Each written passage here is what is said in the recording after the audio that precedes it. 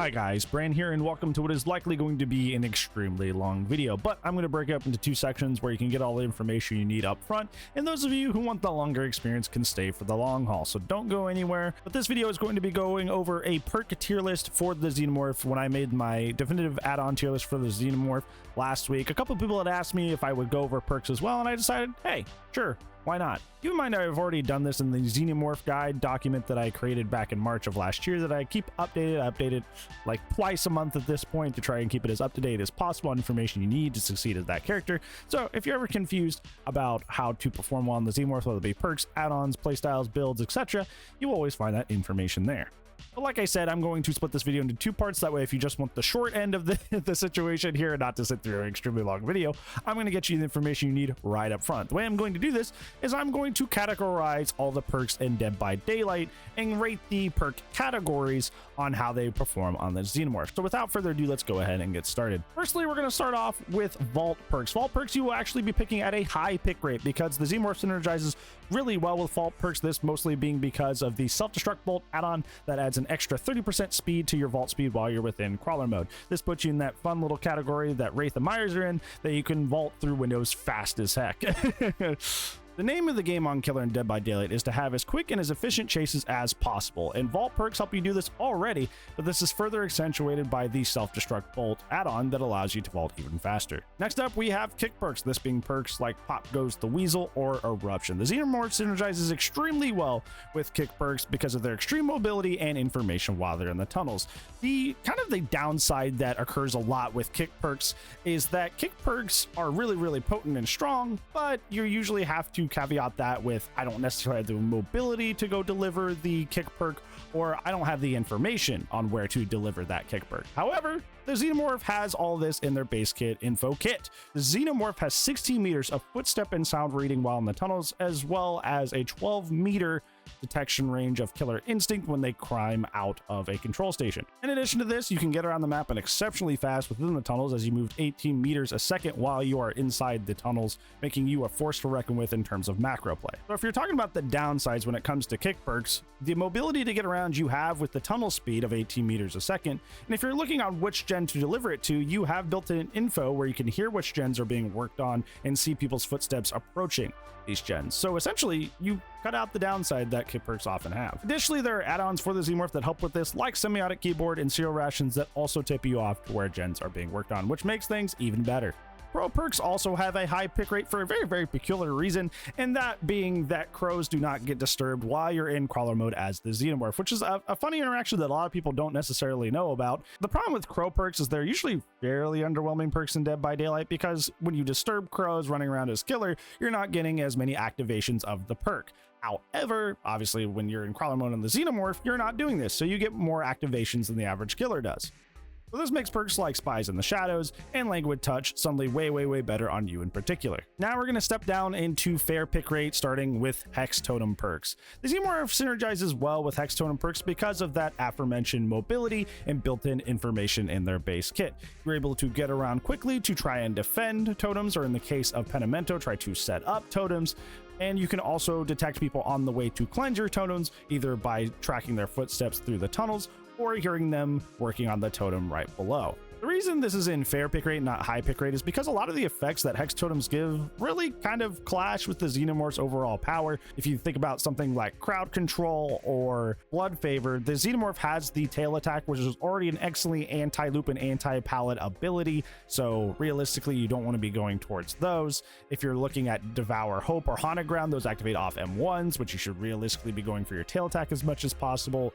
If you're looking at Plaything, which is probably one of the most popular Hex Totems, you don't get as much value out of stealth as other killers because of the motion detectors inside the flame turrets. So a lot of the effects that Hex Totems give outside of Penimento are really not that worth it for you, but theoretically you're pretty good at setting up and defending totems, so there's that. Endgame perks like Blood Warden, Noed, that sort of thing, they're all right on the Xenomorph. These are going to have a fair pick rate. It's not one of those things where it's necessarily a bad pick on the Xenomorph. It's just that there's nothing really about endgame perks that synergizes exceptionally well with the Xenomorph. The only thing I could think of is perks like No Way Out and Remember Me. It's good to get around the map and find specific survivors to get stacks or specific endgame perks. But other than that, there's not a whole lot of synergy. It's just that they're just generally good perks to have.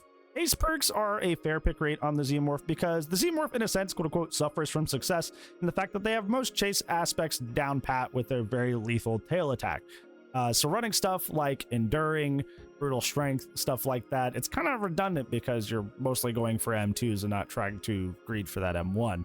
However, one of the things that is always helpful is Haste. So this is actually something you can consistently get value out of on the Xenomorph. Fun fact, this is another hilarious thing a lot of people don't know, is that the haste effects also apply while you're in the tunnels. So this makes your 18 meters a second speed even faster if you're under a haste effect. So that's pretty cool. Exhaustion perks have a fair pick rate, as they should on essentially every killer in Dead by Daylight, because exhaustion perks are often the bane of killer existence. You could be playing completely perfectly, but suddenly a ill-placed balanced landing or life completely shift the entire pressure that you had into the negative zone. So you want to be ideally trying to get rid of as many exhaustion perks as possible if you can. And exhaustion perks don't really clash in any way with the Xenomorph's kit.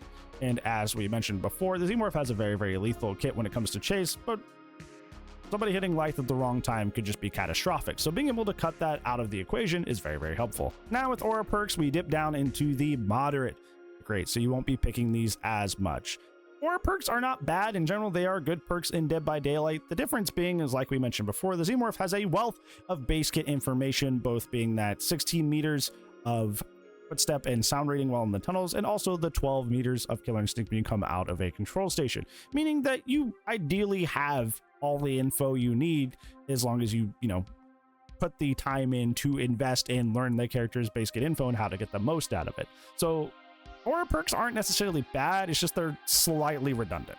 Anti-heal perks also have a moderate pick rate, and this is more just the state of the meta in general, is that anti-heal perks overall are not as great as they used to be. The Xenomorph does have slight synergy with this in the sense that they can go around the map quickly to interrupt heals, but other than that, anti-heal is just not in a good state, and that reflects in the Xenomorph as well. Slugging perks also have a moderate pick rate on the Xenomorph, and this being because there's no special synergy with the Xenomorph's kit. The only thing that kind of gets close to this is that you can get some really quick 2-taps with the Xenomorph's tail attack, but other than that, there's just no special synergy outside of these perks just being generally alright to use. And now we get into the low pick rate, so you should be actively trying to avoid using these kinds of perks. Basic attack perks are not for you, or M1 perks as they are often referred to as well. Xenomorph does not synergize with these, obviously, because you should be going for your tail attack as much as possible. The tail attack can weave in and around loops, overall shortening chases by a massive amount.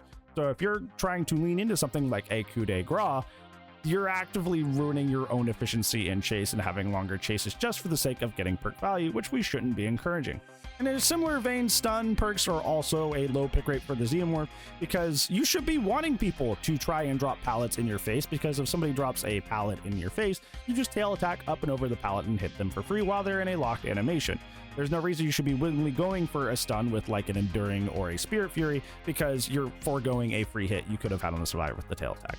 Blocker perks have a low pick rate on the Xenomorph. There's nothing really special, like a reload effect on the Xenomorph that would synergize well with this, and I think this is most the case for most killers in the game, so this shouldn't have come as a surprise. Anti-vault and anti-pallet perks have a low pick rate. Perks like Cruel Limits aren't necessarily that helpful on the Xenomorph, because as we mentioned earlier, you already have extreme anti-pallet and anti-window utility with the tail attack as the Xenomorph, but as well, people in locked animations cannot dodge you because they're quite lowly stuck, that being them dropping a pallet or vaulting through a window, so you can use those locked animations in order to get even more tail attacks. So just omitting their ability to do that, period, doesn't seem wise. And now for our last category, we're going to be talking about stealth perks, which also have a low pick rate.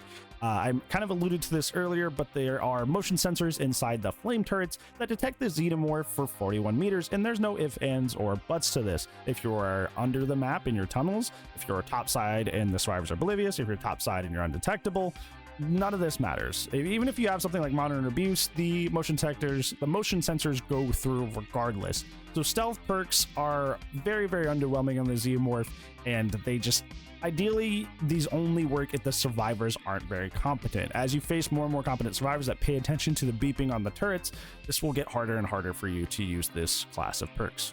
All right, now it is time for the rest of you here who are here for the long haul. We're going to be going through every perk in the game for the Xenomorph and giving it a rating. I will say, first and foremost, that a lot of this will not be rigidly accurate. So if I place a perk in C tier and it's kind of close to the top of B tier, or to the bottom of B tier rather, it's not going to be like the end all be all of like, I can't believe Brand put that perk in C tier. I think it's B tier. It's like those are fairly close, and there's a bajillion perks in the game of Dead by Daylight. So some of these are going to be close enough and not exactly rigid. If there's one that's like super rigid, I probably will make that evident, but don't freak out. Okay, that's all I'm saying is don't freak out. Some of this will kind of be loose where you can kind of push these probably like 4 or 5 spots one way or the other. And especially when we start getting into the nitty gritty of putting them in a specific tier, these aren't obviously ordered in a way that is very, very rigid to the other perks in the tier as well. It's more important that we get them in the right tier.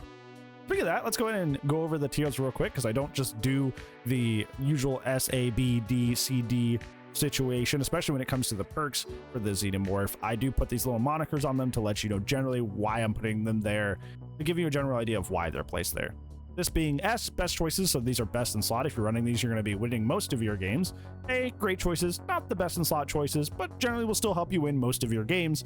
B is all right. You're taking a meaningful step down from like the best in slot choices, and you will probably have less consistent results, but still do fairly okay with these perks. C is niche or underwhelming, so these are relegated to a very, very specific build to get some sort of value, or they just don't pack enough punch to really be a good pick for the Xenomorph. The weird thing here for you is probably stealth perks. That's probably the odd one sitting out here just over there by itself, is that stealth perks I put in their own category because they have a very specific interaction because of the motion sensors that make them bad on the Xenomorph, where generally they're not bad on most killers, so I just put them in their own little tier down here. And then we have D, which is bad. Like, you just should outright not run these perks on the Xenomorph for one reason or another. But yeah, let's go ahead and get into it. First, we have Nurse's Calling, which is going to go into all right. And Nurse's Calling is the auras of survivors who are healing or being healed are revealed to you when they are within a 28-meter range. This is all right on the Xenomorph because, like we mentioned before in the opening segment, aura perks are just kind of okay on the Xenomorph because you have so much base kit info to help you as the character already that you don't really need to rely on aura perks for this. You can do some sneaky things with Nurse's Calling on Xenomorph where somebody's healing above you, you see them in the tunnels, and then you can pop scare them. But other than that, just all right. Next up, we have Agitation, which is a great choice for the Xenomorph. Agitation being that this increases your movement speed while carrying a survivor by 18%, and your terror radius is increased by 12 meters. The big thing that we like here is the extra 18% carry speed. Agitation in general is just kind of one of like the best quality of life perks in the game for killer for you to use, and doesn't clash in any way with the Xenomorph's kit, kind of like something like Enduring would. Spoilers for later. So Agitation is probably just the best quality of life perk that you can run on the Xenomorph that doesn't have anything to do with like slowdown or vaulting with chase or anything like that. Agi's your quality of life pick on this character. Next up, we have actually one of the aliens teachables, which is Alien Instinct, which we're actually just gonna put at the bottom of our all right. It's another one of those perks that is an info perk. You see the aura of the farthest injured survivor for 5 seconds, and that survivor is oblivious for 20 seconds. This is just one of those perks again where it's info based, and that's just going to only be okay on the Xenomorph because you have so much wealth of base kit info on this character already. In addition to this, the oblivious aspect, depending on their turret placement, could end up just being useless. This is one that I think just barely scrapes by from being niche and underwhelming, just from the sense that, you know, info perks are just good in general, but this is definitely one of the weaker info perks in the game, and I think it shows even more on the Xenomorph. Next up, we have a brand new perk, this being All Shaking Thunder from the Hound Master. And this perk is going to go into niche and underwhelming. Why? Because All Shaking Thunder is after you fall from a great height. Your lunge attack distance is increased by 75% for 16 seconds, making this a basic attack or M1 perk. And obviously, as we've talked about before at the beginning of this video, is that you should be ideally tail attacking as much as possible in the Xenomorph in order to have shorter chase times. You shouldn't be really trying to get value out of a perk in order to make your basic attack better, when you really should just be mastering your tail attack. I almost said basic attack. You should be mastering your tail attack instead of relying on a perk to do it for you. Our perk that we're doing next is Awakened Awareness, which will go into niche and underwhelming. This is yet another info perk, this being when carrying a survivor, you see the aura of other survivors for 20 meters from your position. Once again, this Awakened Awareness in general is just kind of like not even a good info perk among other info perks. I think it's slightly worse than Alien Instinct, which is quite frankly saying something. And honestly, outside of survivors wanting to sabo or go for like flashlight or flashbang saves, you're honestly not even going to get a tremendous amount of value out of this perk period, much less on the Xenomorph. Our next one is a fun one, and this being the clown teachable Bamboozle, which is one of your best choices. Bamboozle being that when you perform a vault, the entity blocks that location for 16 seconds and your vaults are 15% faster as well. This is probably the best chase perk in the game that you can run on the Xenomorph, especially if you run it in tandem with the add-on self-destruct bolt, which increases your vault speed by 30%. The Xenomorph's tail attack is extremely great and extremely effective at shutting down chase, but even in modern Dead by Daylight in 2025, there's still a lot of loops that are just, quite frankly, really busted, and a lot of these come down to really strong god windows, kind of like the ones on Garnet Joy, Mother's Dwelling, etc. But obviously, if you just vault through the window, it's done for, and you just go running through at mock speed using your self-destruct bolt, and you set up a tail attack, and you shut down what is, for most characters on the roster, an unbeatable loop. So yeah, Bamboozle is an excellent choice. Next up, we have the Bubba teachable, that being Barbecue and Chili. Barbecue and Chili will go into a riot. Even after they took their blood points away, by the way, I still hate you for that behavior. Barbecue and Chili is still a very, very nice info perk.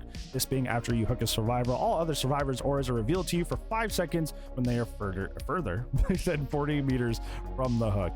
And once again, like we've mentioned before, info perks have a little bit less of a punch when it comes to Xenomorph because you have so much base kit info that covers that niche for you already without needing to run a perk to get that info.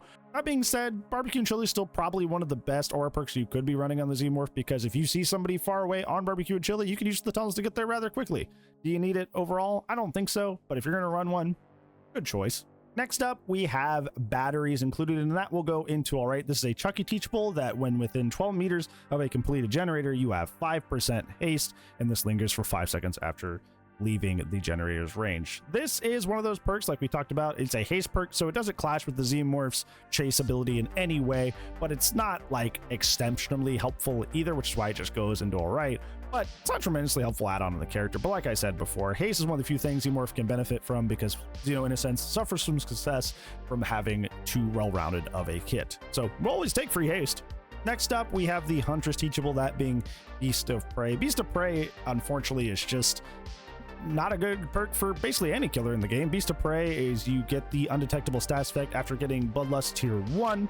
Beast of Prey in general is just kind of like not a good perk in Dead by Daylight. This perk is problematic for many different reasons and probably just needs to be reworked to do something else entirely. It grants undetectable, which is just not a great status effect, especially on the Xenomorph, who gets ratted out by the motion sensors. And you might be thinking, Brine, why is this not in the stealth perks? Good question, because it's supposed to be a chase perk for some reason, because you only get it when you get Bloodlust tier 1. So not only do you have to perform poorly and chase to get this effect period, but it's a status effect that's already not helpful on this character. So I felt like putting it in stealth perks was kind of a cop-out. I want to put it all the way in bad. Next up, we have a general killer perk, which that means anybody can get this perk just by spending points in the blood web. It's not a teachable. This being Bitter Murmur, and Bitter Murmur goes in all right. Bitter Murmur being that each time a generator is fully repaired, survivors within 16 meters of the completed generator will be revealed for 5 seconds, and the last generator extends that to 10 full seconds. Like we've talked about before, aura perks are not the greatest on Xenomorph because you have a wealth of base kit information already, much less one that's limited to 5 uses an entire trial. This does have some fun shenanigans you can do with the cattle prod add-on, so this is kind of a built-in Bitter Murmur that you can run as an add-on on the Xenomorph, but other than that, it's just all right, like the rest of the aura perks. Next up, we have the Oni teachable, that being Blood Echo, and Blood Echo is just kind of underwhelming. Blood Echo is when hooking a survivor. All injured survivors suffer from the hemorrhage and exhausted status effects for 30 seconds. And this is just one of those perks that not even just on Xenomorph, but in general is just kind of like underwhelming unless you're using it on a character like Plague or Legion that can ensure that people stayed injured. But like even then, it's kind of underwhelming on them as well. It's not bad because Exhaustion is a good effect to have in general. Like I said, Exhaustion perks are one of the few things that Xenomorph has a hard time dealing with, but it's just the parameters, the trigger to get it is just so hard to enforce, even on the Xenomorph and on most characters in the game, to be fair, that it just ends up not being worth it in the end.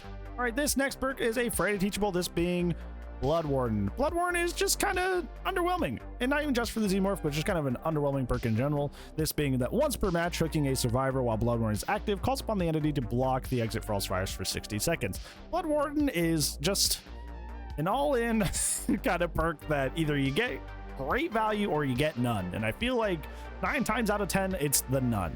So even though the Xenomorph kind of does all right with endgame perks because it doesn't conflict with their base kit at all, and it just helps you buy more time to have those quick and effective chases with the tail attack, Blood Warden is just so hit or miss, and especially with the survivor strategy of 99 engates, it's very rare you will get value out of this perk. This next one is a Wraith teachable, this being Bloodhound. Bloodhound is going to go into the bottom of niche and underwhelming. Bloodhound being that fresh blood marks are considerably more discernible than normal and can be tracked for 4 seconds longer than normal. The only thing that saves this from outright just being a bad perk is the sense that it doesn't really provide any sort of offense or anti-synergy with the Xenomorph's base kit.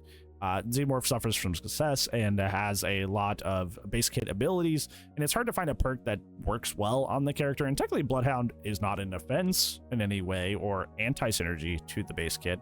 It's just a very mediocre perk in general. So yeah. Next up, we have the Trapper teachable, this being Brutal Strength. This will actually go into all right. Brutal Strength being that destroying drop pallets, breakable walls, and generators goes 20% faster.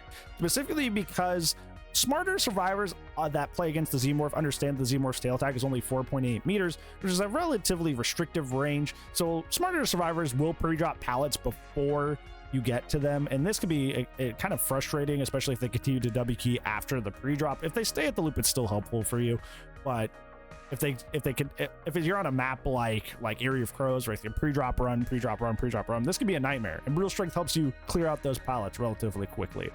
The reason it doesn't go in great choices is, like I have said before, getting survivors into locked animations is actually fairly helpful for you. So forcing them to drop pallets in your face allows you to hit a tail attack over and hit them. So if you're kind of like hard focused on kicking the pallet, you're kind of foregoing the opportunity to get an injury, which is kind of a bad habit. We don't want to enforce that. Next up, we have an Onryo teachable, this being Call of Brine, which will also go on a right, which is probably like a weird thing for it to go that high. Most people would think it would go underwhelming, but it does have special synergy with the Xenomorph. Call of Brine being that after damaging a generator, this perk's become active for 60 seconds. The generator regresses at 125% of the normal regression speed, and you see its aura in yellow. Each time a survivor completes a good skill check on a generator affected by this perk, you receive the loud noise notification.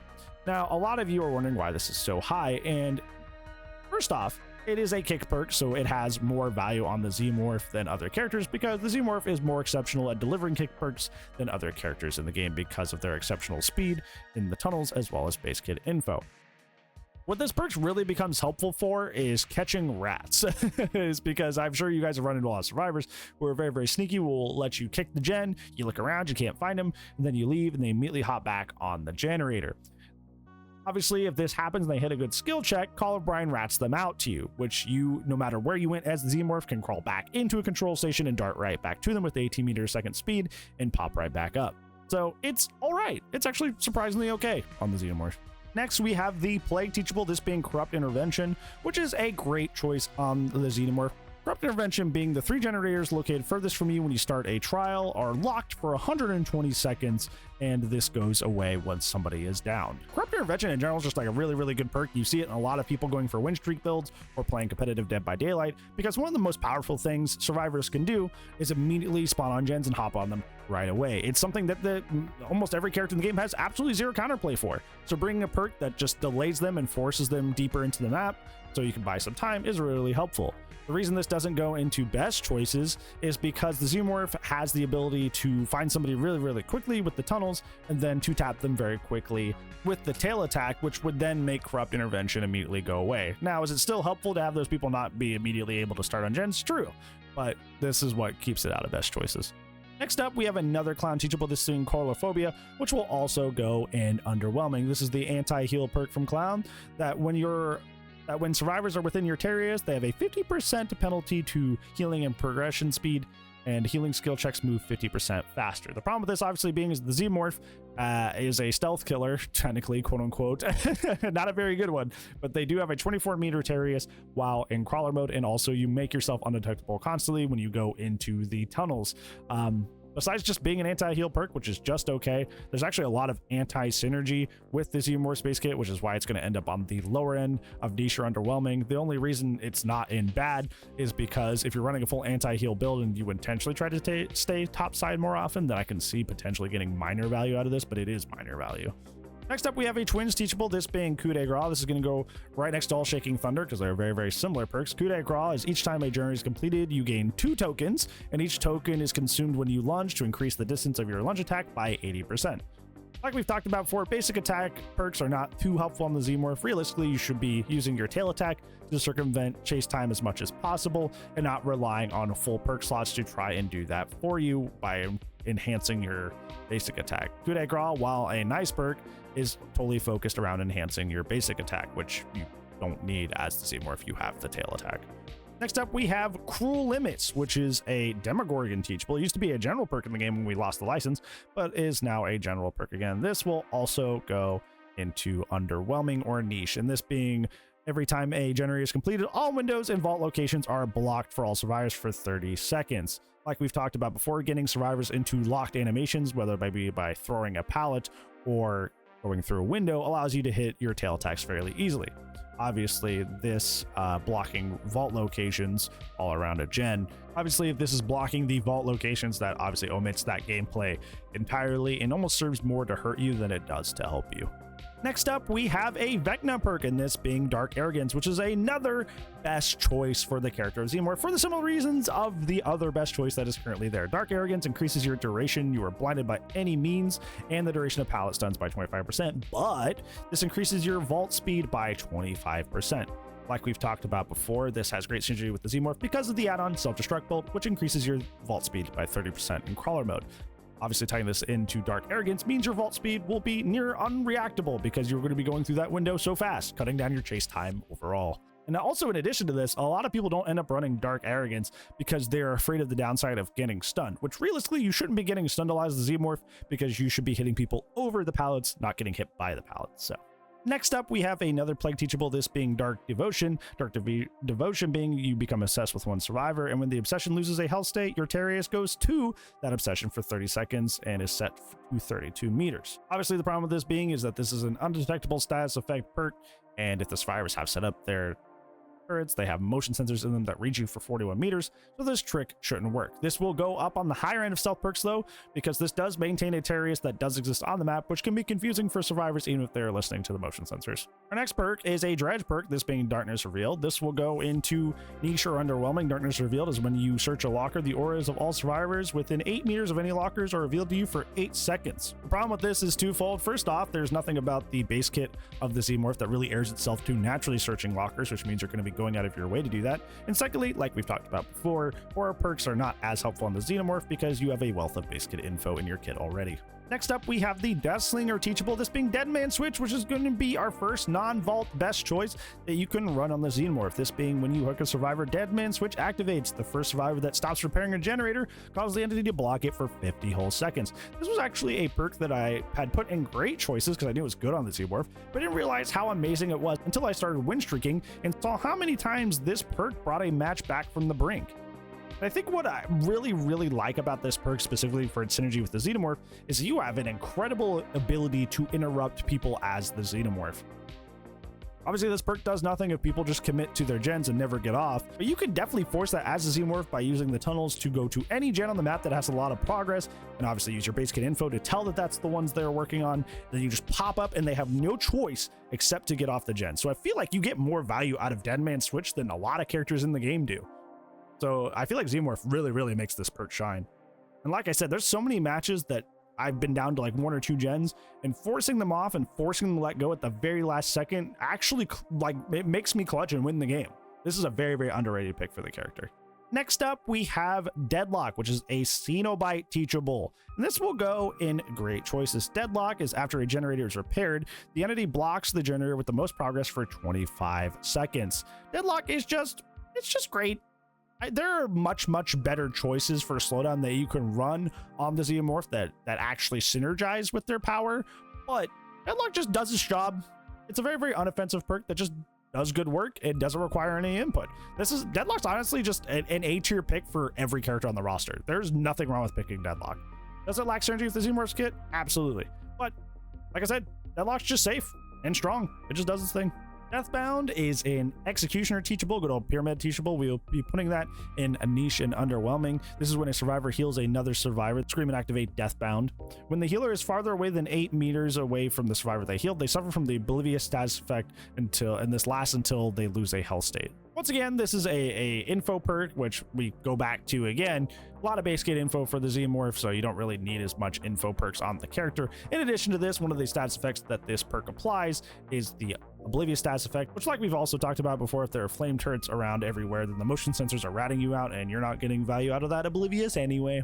Next up, we have a general perk, meaning that it's nobody's teachable. You can just grab in the blood web, that being Deerstalker. This will also go into niche and Underwhelming. Deerstalker being that you reveal the auras of dying survivors when standing in a 36-meter range. Like we mentioned at the beginning of this video, the Xenomorph doesn't really have anything exceptional in their kit that really vibes and synergizes with Slugging too much, but it's not any offense to your build either. It's just kind of an okay, kind of middle of the pack pick that's just, you really should just be picking other things. Next up, we have a Legion teachable, this being Discordance, which is actually going to go into great choices. Discordance is when any generator within 120 meters is being repaired by 2 or more survivors, that generator is lit up in a yellow aura. And when the generator is first highlighted, it triggers a loud notification on the generator.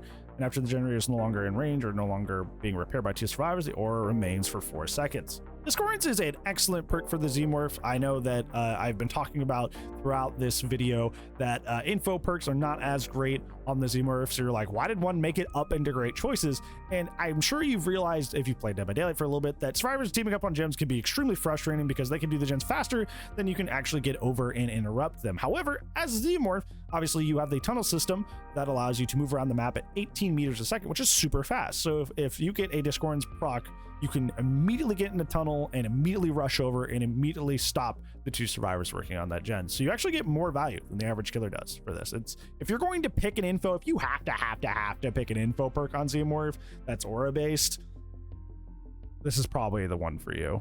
There's only going to be one more info perk that we talk about that is going to dwarf this one. It's because of very specific synergy with the character that's even better than that, but this is a great choice. This next perk is a Dredge teachable, that being Dissolution, and we will put that right in Underwhelming.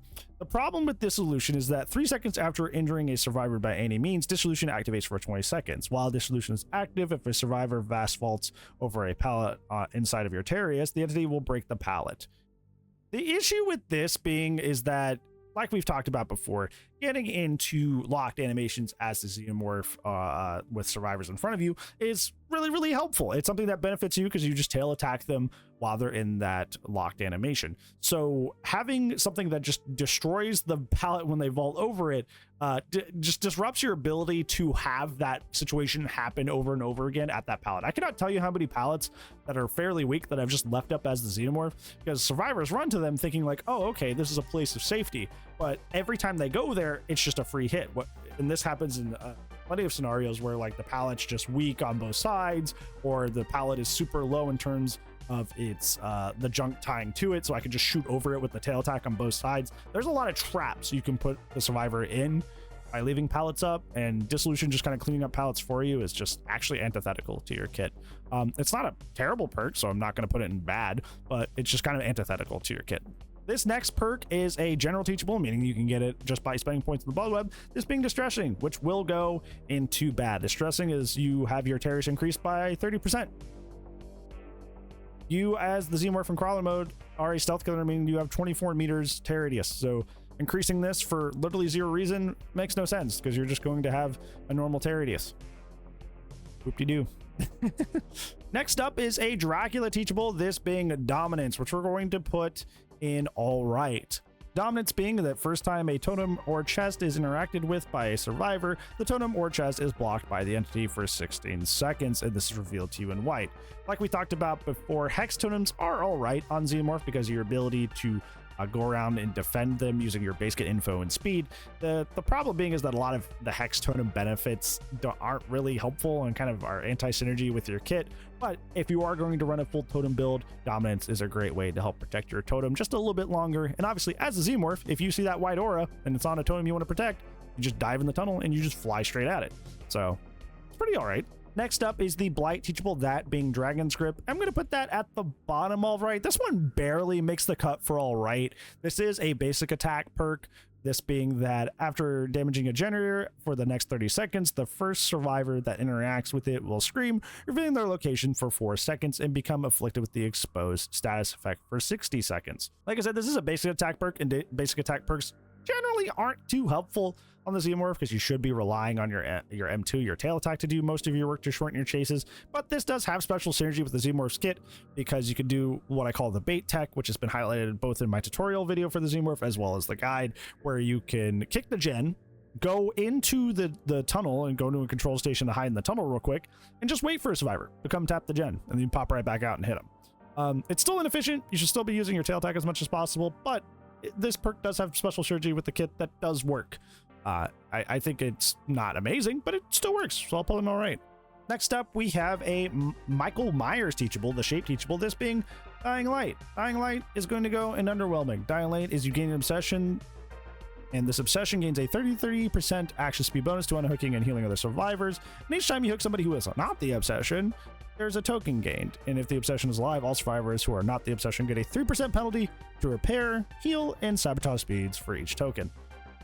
This is more so the fact that just Dying Light's just kind of a mediocre perk. It doesn't have anything that like really specializes with the Xenomorph besides their ability to get around the map and target different survivors. But it's just kind of just a very awkward, mediocre perk that even when used on characters that have more synergy with it, it still just doesn't get a lot of value. So it's just kind of eh. It is the perk. Next up, we have the Hillbilly Teachable, this being Enduring. This is also going to go in Underwhelming. Enduring is that you reduce the duration of pallet stuns by 50%. Obviously, like we've talked about plenty of times while talking about this character, ideally you want to be waiting for the survivor to drop the pallet in your face, because the survivor drops the pallet in your face, they can't move. So while they can't dodge, throw the tail attack and get the free injury state. The idea that you would face tank a pallet stun just so you could get this hit doesn't make any sense because you already have gotten the hit. This is also why I'm not a huge fan of the Acidic Blood add-on, but that is why I made a completely separate video about add-ons. So we won't go and do that too much here. But for the same reason, Enduring is kind of redundant, because if a survivor's dropping a pallet in your face, just tail attack him. You don't need Enduring. Next up is a Nemesis Teachable, this being Eruption, and this will be our next addition to the S tier, the best choices. Eruption is after you kick a generator, it highlights in yellow, and whenever a survivor enters the dying state, every affected generator explodes, losing 10% of progress and starts to regress. Any survivor repairing a generator when it explodes screams and reveals their aura for 12 seconds. This is like one of, if not the best kick perk that you can run on the Xenomorph. It is just, I'm an Eruption lover. I'm an Eruption truther. Eruption is great, especially on this character. As a Xenomorph, you can go around the map, find out which gens are being worked on using your immense speed and base kit info, pop up, set up a lot of Eruption, and then go have a very, very quick chase with your 2-tap on your tail attack, and then do 10% to a bunch of gens on the map all at once. And the best part about it is it's not affected by base attack or your special attack. It just, anytime you down a survivor, it pops off, which adds excellent synergy to the Xenomorph. This is an amazing pick for the Xenomorph. It does require a little bit of setup. Eruption is not a just kind of like plug and play kind of perk. You do have to know when it's a bad idea to stop and kick a gen instead of just like letting it go to have a quick and efficient chase. But when you understand this perk and you understand Xenomorph and those two things connect, this could be one of the best perks on this character, bar none. Next up, we have another Freddy Teachable, this being Fire Up, which we will put in great choices. Fire Up being that each time a survivor completes a generator, Fire Up grows in power, gaining a token. Each time a token is added, this gives a stackable buff of 6% to picking up, dropping, vaulting, damaging, and breaking pallets and breakable walls for the remainder of the trial. This is a great perk for the Xenomorph because, like we've talked about before, vault perks are exceptionally great on this character because of the self-destruct bolt add-on that adds that 30% to your crawler mode vault speed. This adds obviously even more for each generator completed, and in addition helps you out with people that pre-drop against you because this also applies to kicking. So in general, this is just an amazing add-on for the Xenomorph all around. All right, our next perk is a Singularity Teachable, this being Force Hesitation, which I will actually put kind of like mid-bottom of B. This being when a survivor is put into the dying state by any means, all its survivors staying within 16 meters suffer the hindrance status effect for 10 seconds and reduce their movement speed by 20%. This is one of those perks that it's like the power of the perk comes through despite the synergy involved. I had talked about before that there's nothing really special about the Xenomorph that synergizes with the slugging playstyle besides just like 2-tapping maybe, but Force Agitation is just like such a good perk that makes slugging just better overall that it kind of bumps itself out of being underwhelming into all right.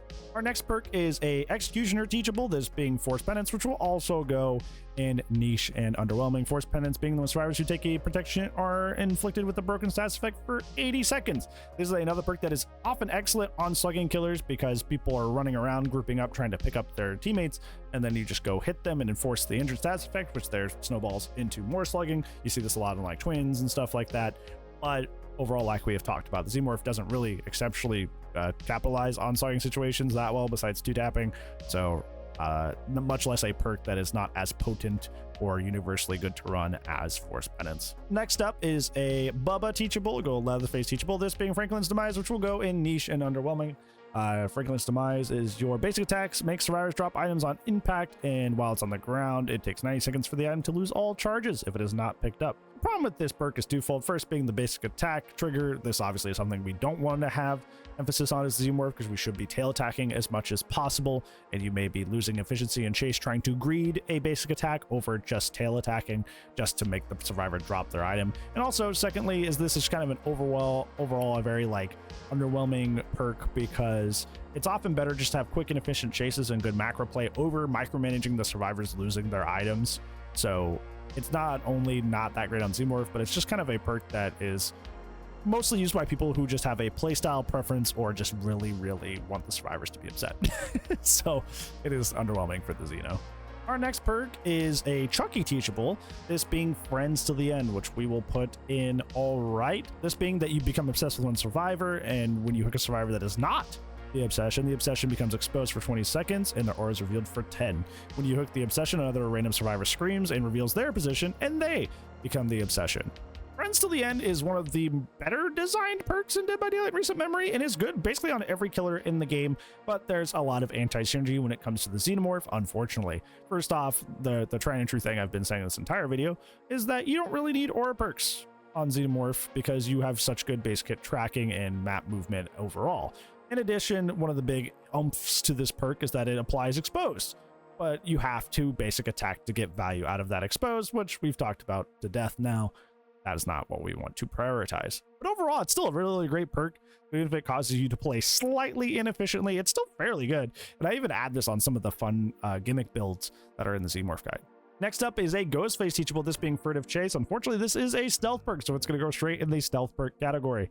Furtive Chase is that you become obsessed with one survivor. When your obsession is hooked, you gain undetectable and a 5% haste status effect for 18 seconds. When the survivor rescues the obsession from a hook, the rescuer becomes the new obsession. Once again, like I've said plenty before, the 41 meter motion sensors on the turrets kind of ratch you out and make stealth overall really hard to pull off consistently. So it's not something I in confidence could ever recommend. However, this perk is kind of fun and nice just in the sense that you get extra haste with it as well. So it's not like a total dud. If we're at the point where we're going, this perk isn't a total dud, I don't feel comfortable recommending it to you. So yeah, next up is a Skull Merchant Teachable, this being Game of Foot, which also goes into the underwhelming category. Game of Foot is when you're chasing the obsession, this perk activates, damaging generators and breaking pallets or walls, gives you 5% status effect for 10 seconds. We get the survivor with the most chase time and a basic attack, they become the obsession. Obviously, you're seeing some issues here. There's already some verbiage of like needing to basic attack to get the most value out of this, which is already kind of an oof. We'll take the free haste, but also you have to stop and kick a gen or stop and kick a pallet, which obviously we've talked about. Living up pallets is fairly helpful to the Xenomorph. So there's just a lot of anti-synergy to this perk that makes it not too great for the Xeno. Next up, we have another Deathslinger Teachable, this being Gearhead, which we will throw up in all right. Gearhead is after a survivor loses a health state by any means, Gearhead activates for 30 seconds. While Gearhead is active, every time a survivor performs a good skill check while repairing, their aura is revealed to you for 8 seconds. Like we've talked about to death, Aura perks, not the greatest pick on the Xenomorph because of the overwhelming amount of basic info that you get on this character. The caveat to Gearhead is that it says lose a health state by any means, meaning that you can use the tail attack to activate this.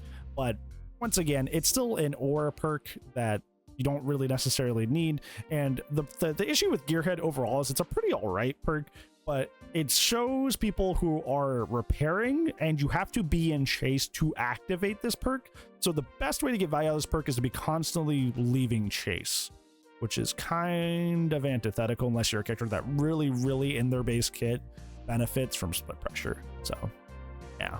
Next up, we're going to be going back to Singularity with Genetic Limits, which is actually going to go into great choices. Genetic Limits is anytime a survivor loses a health state, they suffer from the exhausted status effect for 8 seconds. Like we've talked about before, Xenomorph has an excellent chase power in the tail attack. One of the few things that is the bane of Xenomorph's existence, and basically any killer in Dead by Daylight that's not like a top 3 character, is Exhaustion perks. A well-placed life, the well-placed balance could offset the entire course of a game. So if you just tail attack them and take away their ability to do that by adding Exhaustion, it's just free.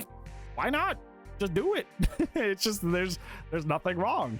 Now, if this obviously had said, oh, you need the basic attack to do it, that would be a problem, but it is just a health state period. So actually synergizes fairly well. Next up is an artist teachable, this being Grim Embrace. This is going to be one of your another best choices on the Xenomorph. Grim Embrace is each time a survivor is hooked for the first time, you gain a token. When moving 60 meters away from the hook, all generators are blocked for 10 seconds. Upon reaching 4 tokens when moving 60 meters away from the hook, the entity blocks all gens for 40 seconds, and the Accession's aura is revealed to you for 6. This is an amazing perk on the Xenomorph because their base kit info and speed allows them to seek out all these different tokens, right? Because every single token you get is for hooking a unique survivor. The Xenomorph is very good at hunting down the remaining survivors because they have the ability to track and speed around the map so well. Whereas their other killers may have issues getting the full 4 stack, Xenomorph is fairly okay at doing that, which is very nice. In addition, at the end of this, it does highlight the Obsession, so you can get into that chase with the Obsession no matter how far away they are, because of your ability to speed across the map in the tunnels. The next perk up is a Blight teachable, this being Blood Favor, which we will put in Niche and Underwhelming. X Blood Favors, when injuring a survivor, this calls upon the entity to block pallets from being pulled down within a 32 meters of the survivor's location for 15 seconds. Like we've talked about a little bit too much already, is that dropping pallets and having survivors unlock animations for the Xenomorph is a good thing because you can tail attack them while they're dropping it or just after they have thrown it. So this is a situation that benefits you when survivors drop pallets, as long as they're not pre-dropping it from too far away. So taking away their ability to do this is kind of questionable. I will say that Blood Favor in general is a really good perk, so that's why I don't put it any lower, but it kind of has that anti-synergy with the Xenomorph's kit. Another hex that we're going to be covering is Hex Crowd Control. We're actually going to put in the bottom of all right.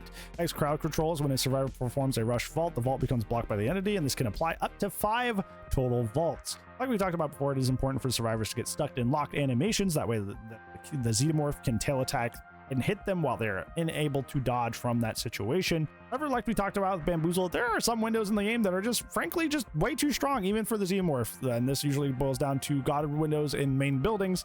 But if you have Hex Crowd Control, at least that'll shut those down. But as I just mentioned, you have better options of shutting down god windows as Xenomorph, that being Bamboozle. So it's not a awful or underwhelming pick, it's just you have better options to deal with god windows than to run a Hex Totem that can go away. Just gonna speed through all the Hex Totems here. We have the Hag teachable, this being Devour Hope, which is going to be going up into Underwhelming.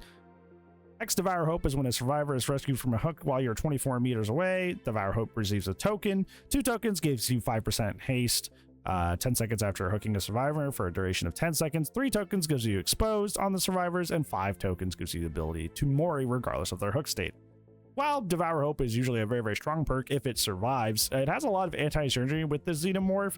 What I will say is the positive about running Devour Hope on Xenomorph is it's very easy to get that 24 meter away requirement because you can hop in the tunnel and obviously fly away from that range increment there.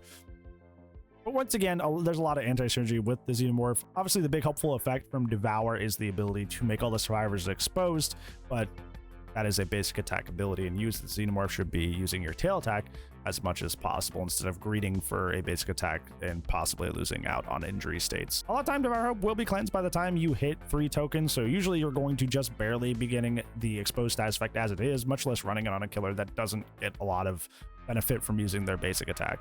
Next up, we have a Night Teachable, this being Hex Face the Darkness. This is actually going to go up into all right. Hex Face the Darkness is while Hex is active, all survivors outside of your terrace will scream every 25 seconds, revealing their positions and aura for 2 seconds. When the survivor enters the dying state or becomes healthy, the Hex Totem becomes dull again, and this perk deactivates. This is a very, very unique Hex Totem perk, which is why it's kind of far up on the all right scale here. There's a lot of things that weirdly kind of synergize with the Xenomorph when it comes to Hex Face the Darkness. First being that its survivors outside of your terrace are the ones screaming, and the Xenomorph while in crawler mode has a 24-meter terrace, so you're going to be getting more value out of this than the average killer does.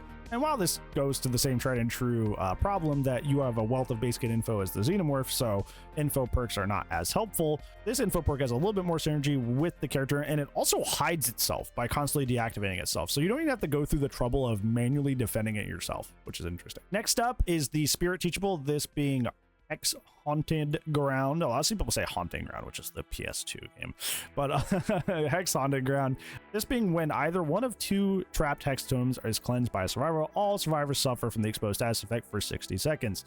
Obviously, the big issue with this is that you must use your basic attack to get value out of that Hex. And a lot of the benefits that Xenomorph has from Hex Totems is their ability to defend Hex Totems. And this one you want cleansed, so that kind of axes that synergy you have with other Hex Totems. So it's not a terrible perk, but just kind of doesn't really mesh well with Xeno. Next up is the Huntress Teachable, this being Hex Huntress's Lullaby, which is going to go into Underwhelming. Huntress's Lullaby is survivors receive a 6% regression penalty while missing a skill check while healing or repairing. Each time a survivor is hooked, the Huntress Lullaby grows in power. It affects healing and repairing skill check warnings. Between 1 to 4 tokens, the time between the skill check warning sound and the skill check becomes shorter, and at 5, you absolutely get none. Hex Huntress's Lullaby is generally just kind of like an underwhelming perk overall, even when used on characters that synergize well with it. The benefit to this on the Xenomorph is that it doesn't require you to use your basic attack or anything. It just requires you that you hook the survivors. So it at least jives in that regard. And as a Xenomorph, you're able to very quickly interrupt people, so that may cause them to miss more skill checks than they would already with Huntress's Lullaby, but this is a reach at best. It's still a very underwhelming perk. Next, we have a General Teachable for Killer, and this being the most infamous one in this game. Obviously, Hex No One Escapes Death is once the exit gates are powered. If there's a dull totem remaining on the map, the Hex is applied to it, and while this is effective, survivors suffer the exposed status effect, and your movement speed is increased by 4%. Keep in mind as well, the Hex's effect is revealed to the survivors now, and the Hex Totem's aura is shown to the survivors at a range of 4 meters, which increases to 24 meters over the course of 30 seconds. Usually base attack and exposed, I really don't encourage on the Xenomorph, but the impact of Noed is just so good that it could literally turn a match from a loss to a win, even on a character that it doesn't really jive with, like the Xenomorph. The issue is that you could force yourself to be greeting for that M1 in order to get Noed value and potentially have a pallet stun to your face, potentially have them make it the window, where realistically if you were just hitting them twice with a tail attack, you could have saved so much time.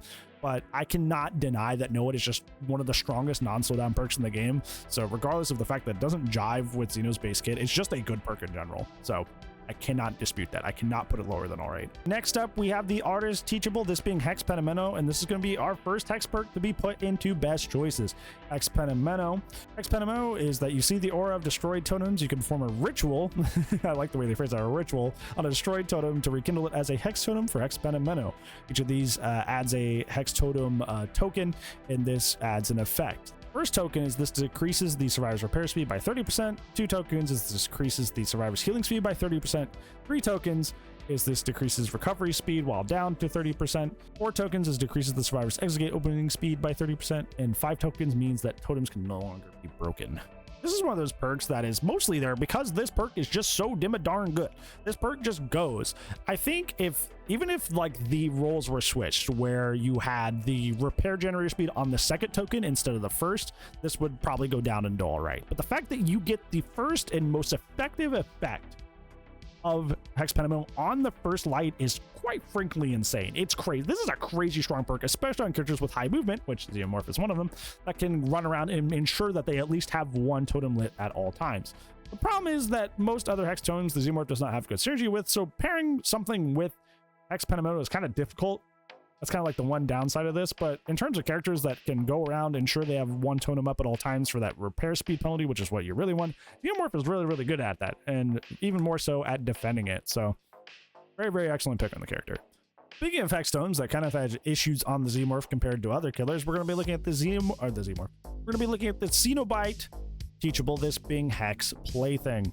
Hex Plaything is going to go into Alright. Hex Plaything is the first time you hook a survivor, they become cursed, and Hex Plaything activates on a dull totem. The cursed survivor suffers from the Oblivious status effect until this totem is cleansed. Hex Plaything's totem is revealed to the cursed survivor within 16 meters of it, and for the first 90 seconds, only they can cleanse the totem. This perk is usually good on just about every character in the game, but is problematic on the XENOMORPH for the aforementioned motion sensors that track you for 41 meters, so a survivor being oblivious has less of an oomph on you as the XENOMORPH compared to other characters. The reason it's in Alright despite this is the fact that this is probably the best perk to try and get value out of Hex Penamento compared to other totem perks that you could be running, even though the fact that it applies an effect that theoretically, if they're having good turret placement, shouldn't really affect you too much, but in combo with Penamento, it's just a Penamento farming perk, so it's kind of like it's a compromise almost in my head of like, yes, Plaything is generally kind of like not great on XENOMORPH, but it feels one of their best perks. So like, it's okay. It's one of the ones that it's like it averaged out. Next up is the Deathslinger teachable, this being Hex Retribution. We'll put that at the bottom of Alright. Any survivor interacting with a dull totem or a hex totem will suffer the Oblivious status effect for 45 seconds. If a hex totem is removed, including this one, all auras of survivors are revealed for 15 seconds. This is one that barely makes the cut for Alright for multiple reasons. First, obviously, being the Oblivious status effect. We just discussed with Plaything why that's not too impressive of a status effect on the XENOMORPH.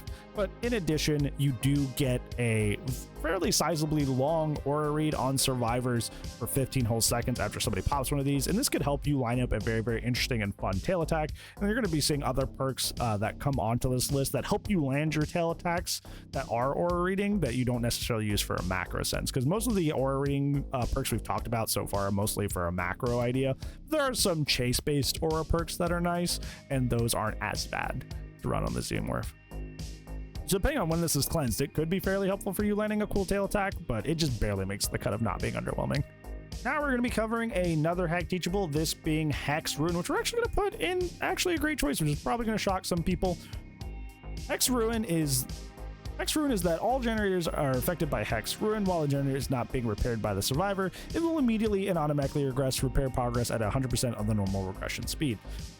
Hex Ruin has seen better days, and on most killers nowadays, it's kind of just a mediocre perk that is just asking to get cleansed super early on, and overall is not really worth it. But when I actually ran Hex Ruin for a full month for a Hex Totem Challenge month for mental health awareness, and it actually was really, really great on the XENOMORPH because of the aforementioned base kit speed and info, allowing me to keep Hex Ruin up longer than most killers were able to. And in addition, I was running with Hex Ruin and Hex Undying, which we will get to soon. And even when people started cleansing it, once again, that feeds into my Penamento, which is great. This in addition to the fact that the XENOMORPH can also force survivors off gens at more of a frequent rate than other killers because of their ability to pop out of the control stations and go interrupt them on the gen.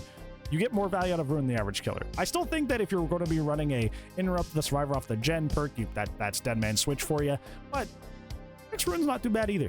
Now we're going to be covering the last tag teachable, this being Hex Third Seal. This is going to go at the top of underwhelming. Hex Third Seal is hitting a survivor with a basic attack or a special attack while the Hex Totem is active, applies the blindness status effect, and this applies to the last 4 survivors that you hit. This is one of those things where, like, yeah, you can activate it with the tail attack, so I can't put it in bad. But it's just like blindness is just such a meh status effect in Dead by Daylight that I can't feel comfortable recommending a perk whose entire job is applying blindness to you.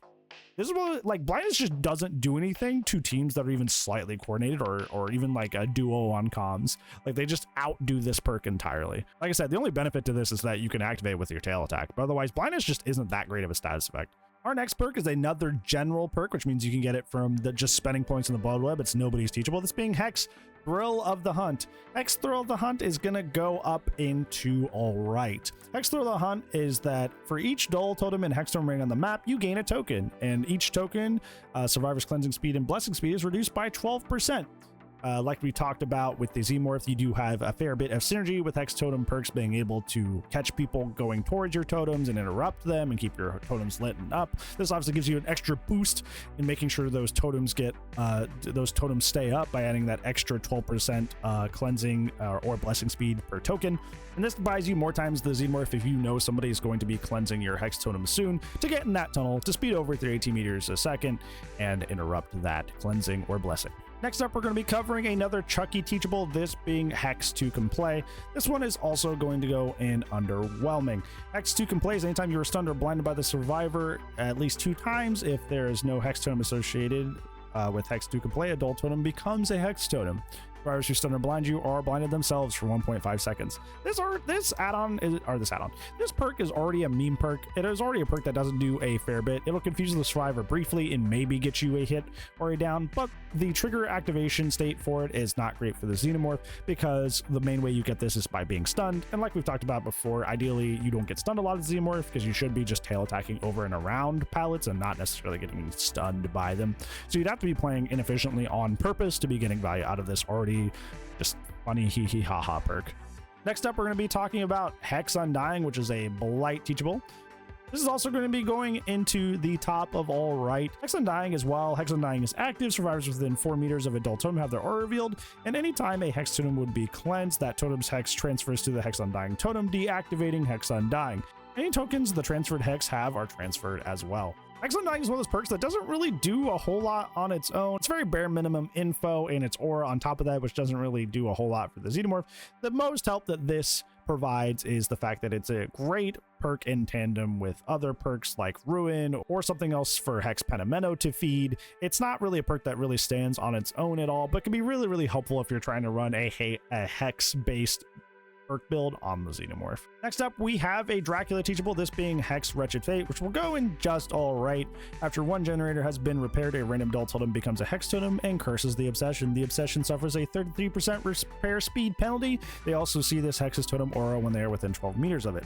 This Hex perk is all right. It's great in the fact that it doesn't spawn right away, so you don't have to worry about it initially.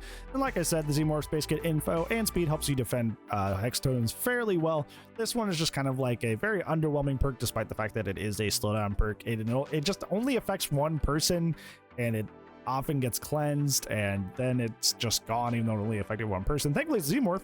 You can, do a fairly good job at making sure it stays up, which is something that the other characters don't have that luxury of. Next up, we have a Twins teachable, this being Hoarder. Hoarder is underwhelming. Hoarder is that survivors reveal their location when they interact with a chest or when they pick up an item within 64 meters of their location. It also spawns 2 additional chests in the environment. This is an underwhelming pick for multiple reasons. First being the info that comes along with Xenomorph Space Kit makes, baiting people into opening chests kind of redundant. But in addition to this spawns extra chests, which makes your control station spawns a little wonky, because if you weren't aware of this, the killer belonging spawns, so like Plague's Fountains, Sadako's TVs, Xenomorph's control stations, get a little bit more wonky the more chests there are in a trial. So if somebody brings a bunch of shiny coins, your control stations are going to get really wonky. This isn't inherently going to spawn it in a place that's bad for you, but it's more likely it will then spawn in a place that's bad for you, because it's not going to spawn in the most convenient spot. It's going to spawn somewhere else, which could be super far away or just in an awkward position. It just creates an uncertainty that actually could potentially hurt you. Next up is the Night Teachable Hubris, which will also go into underwhelming. Hubris is whenever you are stunned by a survivor, the survivor suffers the exposed status effect for 20 seconds. And that's not helpful because, once again, you have to use your basic attack to capitalize on that. And odds are you were already in a situation where you could have hail attacked twice and gotten the down relatively quickly anyways. You probably shouldn't devote an entire perk slot to getting exposed and getting stunned, which are 2 things that the Xenomorph shouldn't be doing. You should be getting the tail attack over the pallet instead of just getting stunned and just ending the chase quicker than that. Next up is another Dracula perk, this being Human Greed, which I'm actually going to put in all right. Human Greed is you see the auras of unopened chests, and survivor auras are revealed for 5 seconds when they enter an 8-meter range of an unopened chest. You also get the ability to kick chests to close them. This ability has a 10-second cooldown. Human Greed is just kind of a good aura reading perk. That's just kind of the long and the short of it, is that it's just a very, very solid aura reading perk, like we said, especially with the Xenomorph. Doesn't have a great deal of synergy with aura perks in general, but it's still just a good aura perk, so it's not harmful to run, but it's just kind of redundant to run, if that makes sense. Also, like I mentioned with Hex Retribution, this could also come into effect in Chase, which could help you do a mind game or hit a tail attack otherwise. Next up is a Nemesis teachable, this being Hysteria, which you're going to put into stealth perks because Hysteria is when a healthy survivor becomes injured by any means. Survivors suffer from the ability status effect for 30 seconds, and that is it. The only caveat here is, you know, all you have to do is just hit him. It doesn't have to be with a basic attack, so that's cool. But like we've talked about before, ability status effect, not great on Xenomorph, because even if they have the ability status effect, the flame turrets still, their motion sensors still work, so. As long as they're placing good turrets, doesn't do much. Next up is the Ghostface teachable, this being I'm All Ears, which is going to be kind of a confusing pick because it's an aura perk, but like I had said before, certain aura perks are helpful in Chase, and this being one of them. I'm All Ears is this unlocks potential in one's aura reading ability. Any survivor performing a rushed action within 40 meters of your location have their aura revealed for 8 seconds. This is an aura perk not in the sense of trying to get macro information, but one so you can see how people react or what the survivor does after they vault through a window. If you're in a situation with the Xenomorph where you miss the opportunity to hit the survivor while they're in the locked animation after vaulting, a lot of survivors will go to one end of the loop and then run right back in front of the window. And in that case, you can see them on the aura reading and just go for the tail attack as they're crossing back in front of the window, or see that they're committing to leaving the tile, at which you can just chase them down and hit the tail attack either way. I'm All Ears is definitely a perk that I wouldn't run consistently on the Xenomorph, but it could be a helpful learning perk to help you kind of understand what survivors like to do after they vault the window as against a Xenomorph. That way you can prepare yourself for that kind of gameplay in the future. Next is another plague perk, this being Infectious Fright, which will go kind of near the bottom of All Right. Any survivors that are within your terror radius while no survivors put into the dying state will scream and reveal the location to you for 6 seconds. Once again, Xenomorph doesn't really have anything super special that kind of airs itself to a slug play style. The only thing it's got is just quick 2 taps with the tail attack, but Infectious Fright is just kind of like generally a good perk, so you're not missing out by running this perk, but there's just better options you could have run. Next up is a general killer perk, meaning that you can get it just by spending points in the blood web. You don't have to level up anyone. This is not somebody's teachable. This being Insidious, which will obviously very, very obviously go into stealth perks. Honestly, I'm gonna put this in bad. Insidious being that standing still for 2 seconds grants you the undetectable status effect until you move or act again. This is literally a perk that only works if you do absolutely nothing. If you stop having any impact on the game whatsoever, suddenly you get value. This literally only worked when face camping was in the game. This perk's only existence, only value was when face camping was in the game. And even then, if you weren't Bubba or somebody you could insta down, it was still completely useless. This is just a bad perk. It's just terrible. Much less Xenomorph. This is a bad perk. Next up, we're going to be doing another general perk, this being the general perk Iron Grasp, which I'm actually going to just go put in bad. It's probably going to shock some people. Iron Grasp is the effects of survivor struggling are reduced by 75%. Time to struggle out of your grasp is reduced by 12%. Agitation's up here. Agitation's up here, which is just the better version of this perk in every way. The only time you're going to be running Iron Grasp is if you're doing a funny backpack build. That is quite literally the only reason you will ever run this perk. This perk is just completely outclassed in every way by Agitation. And it's on the cover art killer that is for free, that you probably already spent points on anyway. One of the easiest to get teachables in the game. There is no reason to run Iron Grasp over Agitation unless you have like a basement challenge for the Rift where you got to get somebody in the basement, so you just run Agi and Iron Grasp. There's no reason to run this perk when the other one exists. None. Not even on the Xenomorph. Next up is the Legion teachable Iron Maiden, not to be confused with the band. I know we did a collab with that and all that wonderful stuff, but it's the Legion teachable, and I'm gonna put it in bad because Iron Maiden is you open lockers 50% faster. Survivors who exit lockers suffer from the exposed status effect for 30 seconds and scream, revealing their location for 4 seconds. Xenomorph is not a character that in any form of their natural gameplay cycle opens lockers or has people forced to go into lockers, so that's not great. In addition to this, the effect it applies is exposed, which requires you to basic attack, which you shouldn't be doing anyway. So there's just a lot of layers to this perk that just don't do anything for you, and realistically, it doesn't do anything for most of the killer roster. It's basically something that's nichely run on characters like Trickster and Huntress that have to reload at lockers to do that slightly faster, or like Bubba Because a lot of the things people do with Bubba is they'll run into a locker to avoid your chainsaw. But other than that, it's like, this perk's just bad. We're going back again to good old Bubba. We're covering another teachable from the Cannibal, this being Knockout. This will also go into Underwhelming. Knockout is putting survivors into the dying state with your basic attacks are not revealed to other survivors when they are standing outside a 16-meter range. Survivors put into the dying state by your basic attack crawl for 50% slower for 15 seconds, and the recovery speed is decreased by 25%. During this time, survivors are affected by the blindness status effect. Knockout is one of the most unhealthy perks in the game, but it doesn't really have any sense of synergy with the Xenomorph. Not only does the Xenomorph not really have anything that specializes with slugging in general besides 2-tapping, but you can't even 2-tap because you have to activate this perk through basic attacking. So you basically have to forego using your tail attack, which is your most strong asset, in order to use your basic attack to down someone so you can get value off of slugging, which you're already not exceptional at unless you use your tail attack, which you shouldn't be using if you want to get knockout. It's like everything about this perk just like doesn't really jive with Xenomorph. Regardless, it's a very, very obnoxious and anti-solo queue perk.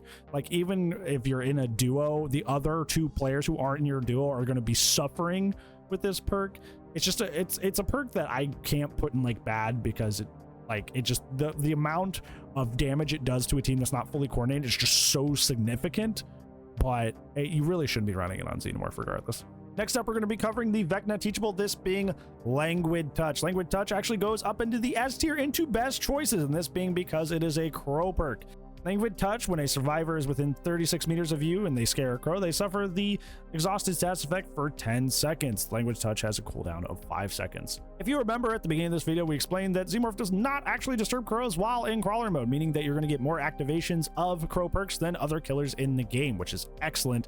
In addition, this is an anti-exhaustion perk, which we talked about before as well.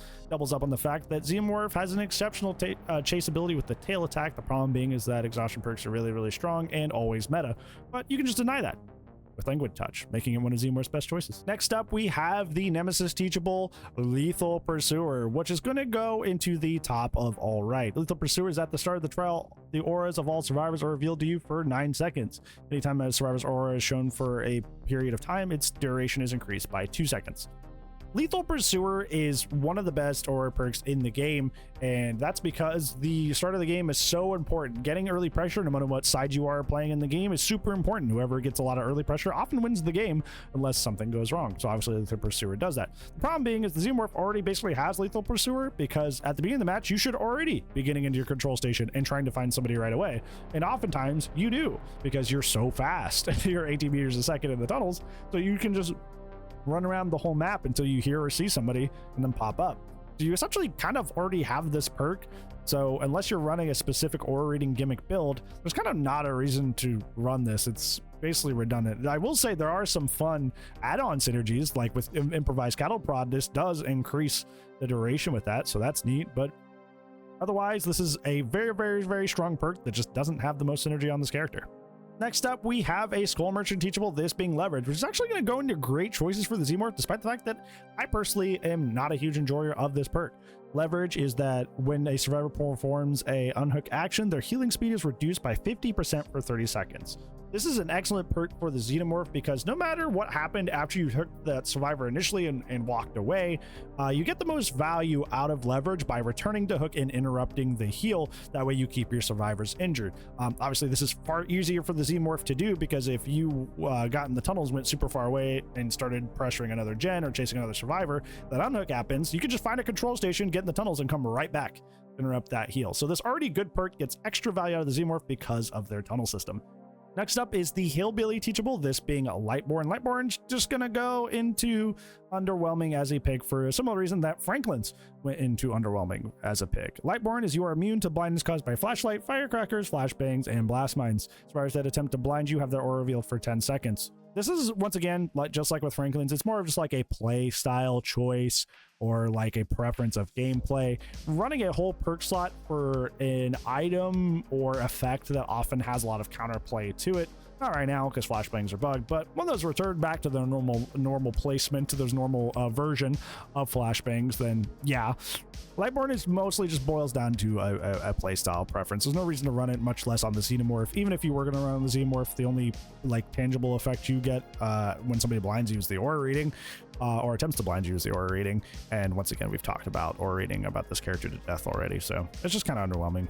Next up, we have Machine Learning, which is going to go in the upper side of All Right. Machine Learning is a perk from the Singularity. When damaging a generator, it becomes compromised and highlighted in yellow. Only one generator can be compromised at a time. When the compromised generator is repaired, you become undetectable and gain a 10% haste status effect for 45 seconds. This is Furtive Chase's older brother, is the way I like to phrase this. This is like Furtive Chase if I liked it more, and it's this version of this perk. So this has special synergy with the Xenomorph, especially when it comes to add-ons like Improvised Cattle Prod, which also proc when the generator completes. You can kick a gen, which is something that you already synergize well with as the Xenomorph, as a kick perk. And once that generator completes, no matter where you were on the map, you can immediately pop back to that generator that just completed using your tunnels. And then when you pop out, you have 10% haste, which is also a status effect that isn't too bad on the Xenomorph. So despite the fact that there is undetectable in this perk, it's kind of like the main attraction of why you would run on the Xenomorph. It's because of the haste and the fact that you're already kicking a plethora of gens while using this character anyway, in addition to some vague add-on synergy. Next, we are covering the Legion Teachable, that being Mad Grit, which we're going to put in bad. Mad Grit, while carrying a survivor, you suffer no cooldown for missed basic attacks, and successfully hitting another survivor with the basic attack pauses your wiggle timer for 4 seconds. Similarly, Dying Grasp, outside of running a backpack build just for the hee-hee-ha-has, just for the memes, there's no reason to run this perk, much less on the Xenomorph. It's just there for the laughs. It's not great. You run it to get a giggle, and that's it. So next up, we have the Pig Teachable, this being Make Your Choice, which is going to make its way into the bottom of All Right. Make Your Choice is when a survivor rescues another from a hook at least 32 meters away. Make Your Choice causes the survivor to scream and applies the exposed status effects for 60 seconds. This kind of suffers the same problem that Devour Hope has, is that technically Xenomorph does get a lot of value out of this by the fact that they can move away from the hook fairly quickly, so the range increment is just not a problem. So you're going to be getting guaranteed procs of this. The issue being, once again, you have to use your basic attack in order to activate this perk. Why it's in the bottom of All Right and not in the C underwhelming spot right next to Devour Hope is because you don't have to build up tokens to get that exposed status effect. You could be getting this constantly outside of that 60-second cooldown every time you want to. Whereas Devour Hope is limited to building stacks. You can cleanse the totem, it can be taken away. There's just a few more negatives to Devour Hope versus Make Your Choice on this character in specific. So next up, we have our Onryo Teachable, this being a Merciless Storm, which is going to go up in All Right. Merciless Storm is when a generator reaches 90% progress. Survivors working on the generator will be faced with continuous skill checks. If they miss or stop repairing, the generator is blocked by the entity for 20 seconds. This is one of those perks that, like, theoretically, I don't hate it on the Xenomorph because similarly to like Dead Man Switch, you have the ability to pop up and interrupt a gen that's being close to finish, which would force value out of this. I just think that Merciless Storm's just kind of like a mediocre perk, and I think that holds it back from being a higher on this list, because like even if they do miss the skill check and you do force value, that's only 20 seconds of block time. Like, you could be running Grim Embrace and getting nearly that all the time, and once you get the 4th hook, you're going to be getting an immense amount compared to Merciless Storm. It's just, why would you run one when the better version of this perk is up there? You know what I'm saying? Especially on the Xenomorph. So I don't know. It's still not a bad perk, so it's going all right. It's just outclassed by other perks, unfortunately. Next up is the Demogorgon Teachable, this being Mindbreaker, which is a great choice on the Xenomorph. Mindbreaker is while repairing generators, survivors are affected by blindness and exhausted. Any existing exhausted status effect timers are paused while the survivors are repairing the generator, and after the repair action, the survivors are still afflicted by blindness and exhausted for 5 more seconds. This is a great pick on the Xenomorph because obviously a lot of Xenomorph's gameplay is coming up to a gen, popping up and interrupting them in the middle of what they're doing. Even if they are under the effect of the motion sensors and they can hear them and they can hear you coming, like Mindbreaker just said, there's 5 seconds of lingering time even when you pop up. So if they noticed a little bit late or they just didn't pay attention, you're still going to get value out of this. One of the most frustrating things for the Xenomorph are exhaustion action perks, especially if you're going to be running up on somebody jumping out of the control station and they just sprint bursting away, you know, and they have to chase them down to that loop. It's really frustrating. Mindbreaker just works really smoothly with the Xenomorph's natural, like, fly through the tunnel, pop up out of a control station and surprise you kind of gameplay style. It's just that, like, there are better ways to apply Exhausted, like genetic limits, like languid touch, that kind of, you know, put it to shame, but that's why it's kind of like near the lower end of this. Next is the Doctor Teachable, this being Monitor and Abuse. This is obviously going to go into the stealth perk section.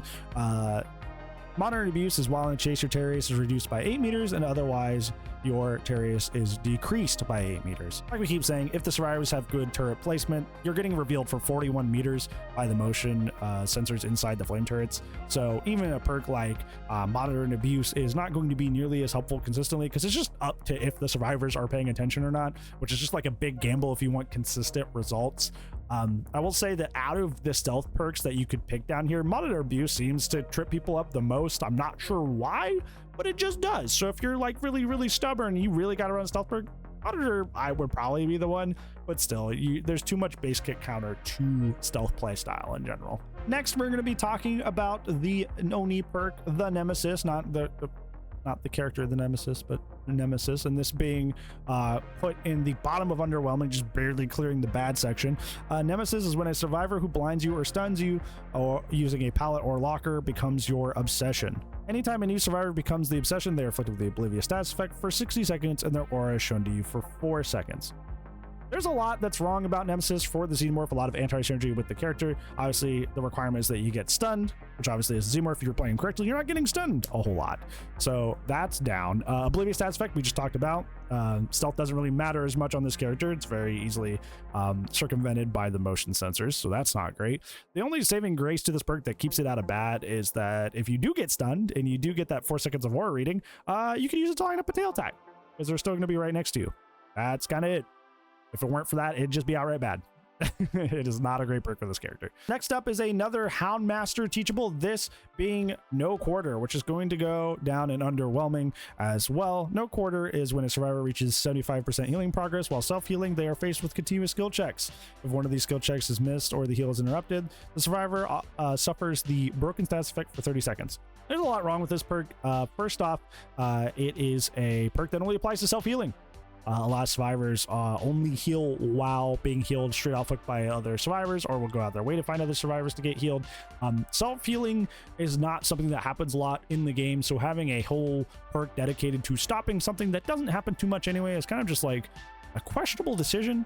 The only reason this isn't in bad is because the Xenomorph technically can get more value out of this than other killers because of their ability to track and interrupt survivors from doing things, but that's about it. This perk's just generally kind of bad. Next perk is the Trickster Teachable, this being No Way Out, and this is going to be one of our best choices. Woo! No Way Out is after hooking a survivor for the first time, No Way Out gains a token. Once the exit gates have been powered, No Way Out activates. When a survivor interacts with the exit gate switch, you receive a loud notification, and the entity then blocks that exit gate for 12 seconds plus 12 more seconds for each token you have. Like we've talked about before with other perks, the Xenomorph can excel at trying to track down all 4 survivors. I'm sure you guys have all in a situation with Grim Embrace or No Way Out where you're trying to find the last survivor, but they're exceptionally stealthy and immersed. With the Xenomorph, with their footstep reading, their exceptional speed in the tunnels, and their ability to hear in the tunnels, all this helps the Xenomorph track down that last tricky survivor who's trying to hide and get the maximum amount of tokens for any sort of perk that requires unique hooks for their tokens. No Way Out is also excellent in the fact that a lot of matches do come down to the wire, and just having all that extra time to have those quick and efficient chases with the tail attack would be the difference between like a 2K and a 4K. It's a big game changer. It's like no ed except designed for this character. So I definitely recommend No Way Out if a lot of your games are close, because it'll turn them into victories all of a sudden. Next up is my personal favorite perk in the game, and that being Nowhere to Hide, which is going to be yet another one of our best choices. Nowhere to Hide is a night teachable, and Nowhere to Hide is whenever you damage a generator, reveal the aura of all survivors standing within 24 meters of your position for 5 seconds.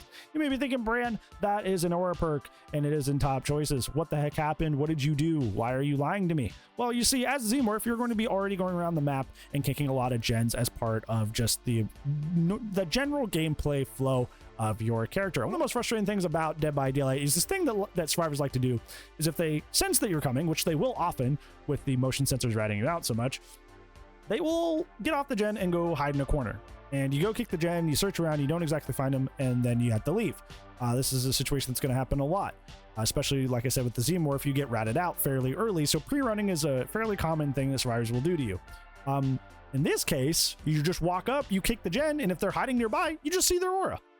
Now, this perk didn't used to be as good for the Xenomorph, but that was mostly because Distortion was meta, and now Distortion is no longer meta. So this is a fairly good perk that will synergize with other perks like your Eruption. This is a fairly good perk that will help weed out those rats, and in addition, a lot of gens are in loops. So if you end up kicking a gen and starting a chase with somebody, you get that aura rating. So you could help use the aura rating to try and line up a tail attack. So kind of the exception to the rule here. Our next perk is the Twins Teachable, that being Oppression, which is going to go up in great choices. When you damage a generator, up to 3 random generators also begin regressing.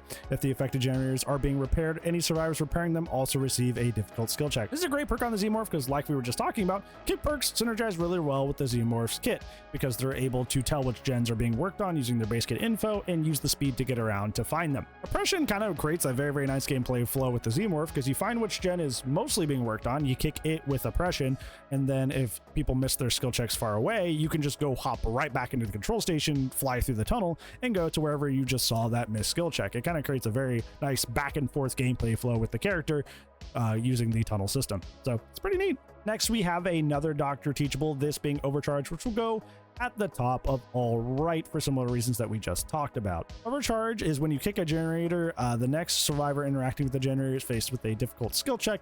Failing the skill check results in an additional 4% loss of progress. After Overcharge is applied to the generator, its regression speed increases from 85% to 130% over the course of 30 seconds. Overcharge is one of those perks that fits all the definitions of what would theoretically be a great perk on the Xenomorph because it's a kick perk, which obviously you can apply really well. But it's just that Overcharge just isn't that great of a perk overall.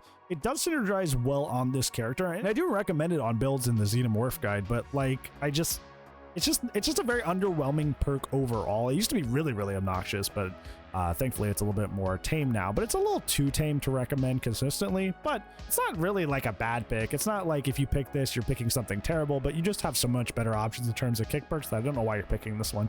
Speaking of Doctor Teachables, we have Overwhelming Presence, which is going to go into bad. Overwhelming Presence is survivors within your territory suffer from inefficiency. Affected survivors' item consumption rates are increased by 100%. The issue with this perk is twofold. First being that the Xenomorph does not synergize well with this. In crawler mode, you have a 24-meter Terrius, and you're in the tunnels a lot, so you have undetectable when you're in the tunnels. So you're just constantly either at short Terrius or not having a Terrius. So you're not even getting a whole great deal of value out of this as the Xenomorph.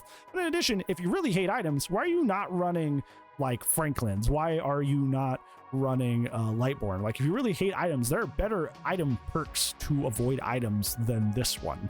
So I don't know why anybody would run this, much less on Xeno. Now, I've been waiting for this perk in this entire tier list, and this is really funny. Play with your food. The Muckelmeyer's Teachable, the Shape Teachable, is the worst possible perk that you could run on the Xenomorph. This is, bar none, objectively, the Xenomorph's worst perk. So let's go ahead and talk about why. Play with your food is every time you chase your obsession and you let them escape, you get 3 tokens. Each of these tokens increases your movement speed by 5%. Using a basic attack or special attack spends 1 token. So you may be wondering, Brine, I thought you said Haste was actually a fairly good pick on Xenomorph because it's not offensive to their build. Yeah, that's true, but there's something very specific about the Xenomorph that makes this perk abysmal and quite literally like picking a dead perk slot for this character. In order to stay in the crawler mode as much as possible, you need to be constantly destroying the turrets. Destroying the turrets puts them on a 60-second cooldown and allows you to move freely as the crawler mode, which there gives you your tail attack, which makes your chases quick because the tail attack is really deadly. So in order to be constantly getting rid of those turrets, you have to constantly be attacking them. I'm sure you can see where this is going, which means you are constantly eating your own play with your food stacks in order to get rid of turrets. Because there's no exception for did I hit something while using play with your food. It's just any time you swing, whether that be special attack or basic attack, you are losing your tokens. So anytime you swing to get rid of a turret, you are losing your tokens. You quite literally cannot keep stacks of play with your food while playing Xenomorph. You cannot. So this is bar none the character's worst perk. It's a little sad because if you guys remember, if you guys were around when this character first came out in the PTB, that was not the case, but it was kind of busted. So I guess it's fine. So yeah. Next up, we have Pop Goes the Weasel, which is a clown teachable, and this once again becomes one of your best choices on the Xenomorph. After hooking a survivor, the next generator you damage instantly loses 20% of its current progress. I know Pop Goes the Weasel has seen better days, and it's one of those perks that on other killers has kind of like lost its Pop used to be kind of a perk that you could just run on anybody because it was just so good, but the numbers have been nerfed so much over time that a lot of people can't run anymore. Xenomorph, definitely not one of those characters. The problem with Pop Goes the Weasel, the main issue with it is that 20% of a gen's progress becomes increasingly inefficient depending on how low of a progress a gen had before you kicked it. Obviously, if you kick a gen that only had like 10% progress, that was a complete waste of Pop. And the problem is a lot of characters don't have the mobility or info to know which gen you would get the most value out of. Obviously, you want to use this mostly on gens that are like 80-90%, if not more. The Xenomorph, however, can just very quickly find out which gen has the most progress by just going around the map at 18 meters a second in the tunnels, and then hearing it being worked on and hearing it being fairly close to being completed, pop out of the tunnel, Pop Goes the Weasel it, call it a day. This is probably one of the best Pop Goes the Weasel practitioners in the game. So if you still like Pop Goes the Weasel and you miss how good it used to be, play Xenomorph, because he really makes the perk shine. Next perk we're going to be talking about is a Wraith teachable known as Predator, which will go in Underwhelming. When a survivor escapes a chase, you reveal their aura for 4 seconds, and this goes on a 40-second cooldown afterwards. It's just kind of an underwhelming perk. It is probably like the definition of an underwhelming perk. Is it nice if you're still learning the game or the Xenomorph to know when somebody leaves a chase and see exactly where they are after you have lost them in chase? Yeah, but like outside of that, it kind of just doesn't have any sort of use. The only thing I can say to keep it out of bad is like if you lose chase midway, if they're like right at a window or they're right about at a pallet, you could just see that aura and then quickly go for a tail attack as they vault the window or as they end up dropping the pallet. But that's it. This perk's just still, even after its rework, extremely underwhelming. So, Our next perk is Rancor, which is a spirit teachable, which will also go in Underwhelming. Each time a generator is completed, your obsession sees the aura for 3 seconds. Each time a generator is completed, all survivors' locations are revealed to you for 3 seconds. Once the exit gates are powered, the obsession becomes exposed, and then you can mori them. It's probably not a shock to anybody. Once a gen is completed, you get info, which you could have got with your base kit, theoretically. On top of that, even at the end game where somebody does get exposed, you have to use your basic attack to get that exposed value, which you should preferably be tail attacking where possible. The only benefit to this is that it does allow you to mori the obsession at the end, so that regardless of their hook states, you can just ace somebody out of the game. But if you're waiting to get to the point where the match is already basically won for the survivors just to do something, that's kind of questionable. So especially for the Xenomorph, I don't necessarily recommend this perk. Now we're going to cover an actual Xenomorph teachable, and this being Rapid Brutality, which is unfortunately going to go in niche and underwhelming. Rapid Brutality is that you can no longer gain Bloodlust, and hitting a survivor with a basic attack gives you 5% haste for 10 seconds. This perk is just... It's so sad because it's a teachable of this character, but once again, we have this perk that requires you to use your basic attack to get value when you should just be better off using your tail attack to shoot around and over objects to try and end chases quicker. There is a little funny thing you can do if you're going for your Xenomorph Adept. You can open with a basic attack, use that haste to set up a tail attack, but that's about it. Otherwise, you would be better off just tapping with your tail attack. It's just not that great of a perk for them. Next up, we have a Freddy teachable, the Nightmare teachable, this being Remember Me, which will go in All Right. You become obsessed with one survivor. Each time your obsession loses a health state, gain 1 token up to 4. Each token increases the opening time of the exit gates up to a maximum of 24 seconds. The benefit to this is, like we just mentioned, you can activate this through tail attacking. You can use your special attack to get stacks, which is pretty neat.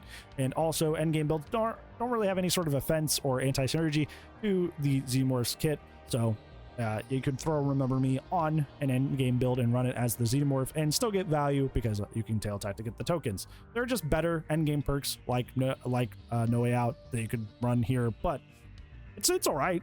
Next, we're covering another Michael Myers, good old Michael Myers, the Shape teachable, and this being Save the Best for Last, which will also unfortunately go into niche and underwhelming. Save the Best for Last is you earn a token for each successful basic attack that is not dealt to the obsession. Each token gains a 4% decreased successful basic attack cooldown, so you can earn up to 8 tokens. when you hit the obsession with the basic attack or special attack, you lose 2 tokens, and you cannot gain tokens as long as your obsession is sacrificed or killed. Save the best for last has seen better days, but even in its better days, it would not have been a good pick for the Xenomorph, because obviously you get the most out of this perk by going for basic attacks, which is not something you should really be doing too much on the Xenomorph. In addition, using your special attack actually costs you attacks, which is pretty painful. Yeah, I just don't see any reason to run this on the Xenomorph, at least in its current state in 2025. There's just not.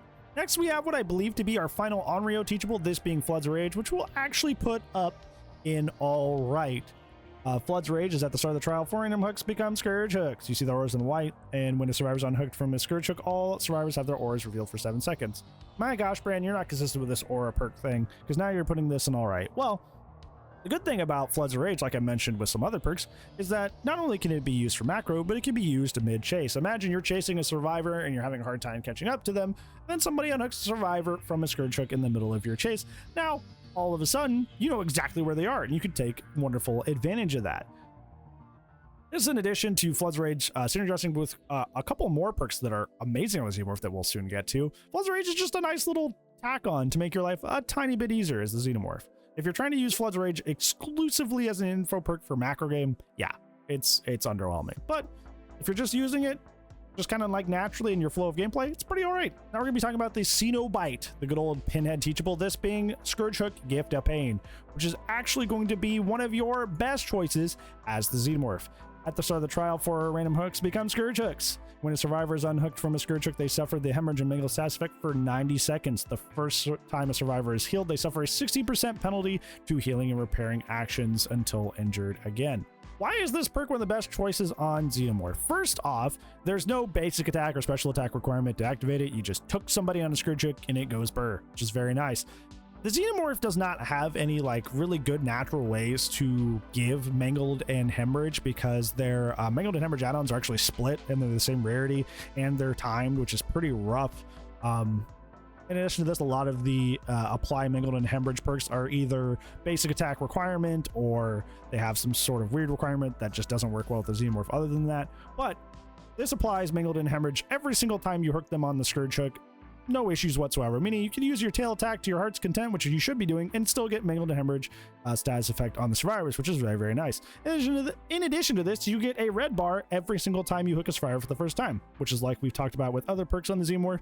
Using their base kit, info, and speed, you're able to hunt down all the individual survivors pretty well, even if somebody's being more immersive, so you can get the max value out of Gift of Pain. It's pretty neat. Now we have the pig teachable, that being Scourge Hook Hangman's Trick, which is going to go in bad, which I'm sure surprises nobody. No matter how much they try to seemingly rework this perk, they've never been able to make it good. At the start of the trial, you get 4 Scourge hooks, gain a notification when a survivor begins sabotaging a hook, and while carrying a survivor, you see the aura of any survivor within 12 meters of a Scourge hook.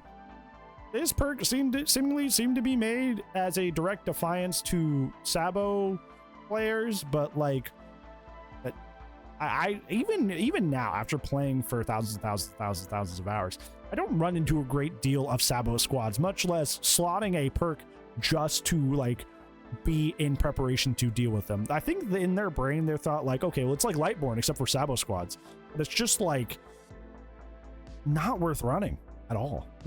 it's just not worth running at all, much less on Xenomorph. So no.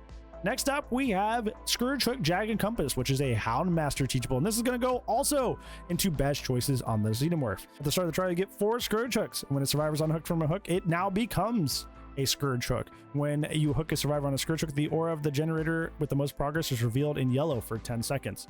So this perk on its own still is very, very nice on the Xenomorph. When you hook a survivor on a Scourge hook, you see which gen is being worked on with the most progress, already in yellow, which saves you some time. You can hop in a control station, run through the tunnels, and immediately try to pressure the gen with the most progress on the map. But where this perk really shines, and where it becomes one of Xenomorph's best choices, is that it synergizes really well with other Scourge perks. We just talked about how great Gift of Pain was, and the cool thing about Gift of Pain and Floods of Rage, for that matter, that we also talked about, anytime anybody's unhooked from a Scourge hook, and this includes when Jagged Compass creates a Scourge hook, it auto applies Gift of Pain in Floods, meaning that even if you hook on somebody on a hook that is initially not a Scourge hook, when they become unhooked, they get the effects of those perks, which are good picks on the Xenomorph as well. So it makes good perks on the Xenomorph even stronger. In addition to this, if you're bringing all these Scourge hooks and you just can't seem to find one, this happens a lot to me on indoor maps like RPD, you can just make some. You can just make some Scourge hooks. It's an excellent perk, not just for the Xenomorph, but any character with any modicum of movement. It's great. Next up, we have a general killer perk, meaning that you don't have to, level up anybody to get this. This is not somebody's teachable. You can just get this in the Blood Web. This being Scourge Hook Monster Shrine, which will go into Niche and Underwhelming. This is 4 random Scourge Hooks spawn into the trial. Scourge Hooks grant 20% faster any progression if the killer is not within 24 meters, meaning that their hook timer goes down quicker. And this includes turning all the basement hooks into Scourge Hooks. While the Xenomorph does get more value out of this than the average killer because it's easier for them to get away from the hook using the tunnel system, this perk just isn't that great, especially since hooks actually had their timer buffed to 70 seconds recently. It's even harder to get value out of this perk now. Like I said, the really only thing going for you is that it's very easy to get away from the hook to get value, but that value still doesn't really do a whole lot. So yeah. Now on the flip side of that, we have an artist teachable known as Scourge Hook Pain Res, which is one of your best perks on Xenomorph, and honestly basically every killer in the game.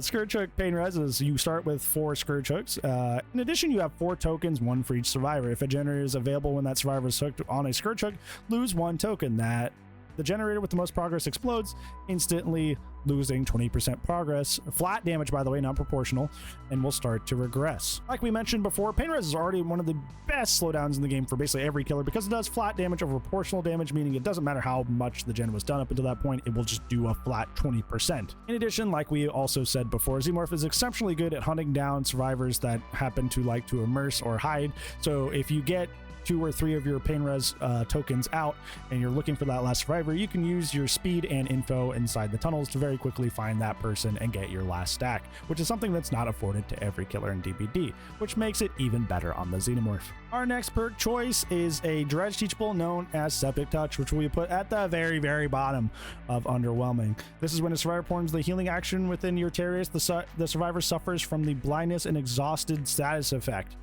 This effect lingers for 10 seconds after a healing action is interrupted by any means. This perk is infamously one of just the weirdest and least helpful perks in Dead by Daylight.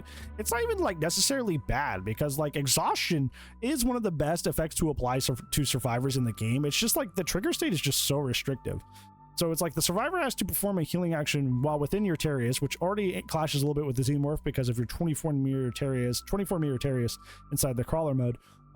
But the only thing that saves it from being bad on Xeno particularly is that interrupting it gives you more value. Interrupting somebody from a heal adds 10 more seconds to this, which is something you can do a lot as the Xeno. You're good at interrupting people doing things because of your base kit info and speed. So at least there's that. So you got that going on the Xeno, I suppose. When I'm looking down at the bad down there for the bad tier, there's no caveats to those perks at all, but at least this one has a tiny one, I guess. Next up is the Wraith teachable, this being Shadowborn. This will go into bad. Shadowborn, when you've been blinded by any means, gain 10% haste for 10 seconds. This is once again another perk that was designed to be a playstyle preference, a player preference thing, but they just did it so poorly that it just doesn't matter. I don't think there's any universe that you would run this over Lightborn. I do not think so. Who cares if you get 10% extra haste if you get blinded? You should just try to avoid being blinded as much as possible. And then I ask the question again, if you're trying to avoid being blinded, why are you not just running Lightborn?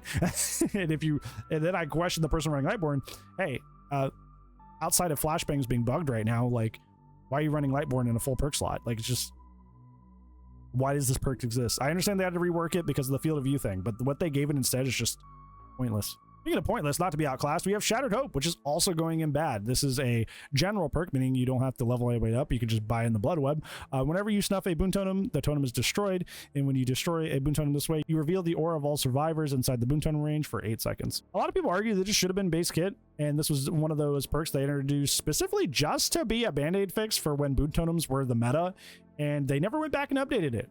So not only is this a terrible perk for everybody, but it's also terrible for you as the Xenomorph, because the only thing that would even go for well for you here is the aura rating, I guess.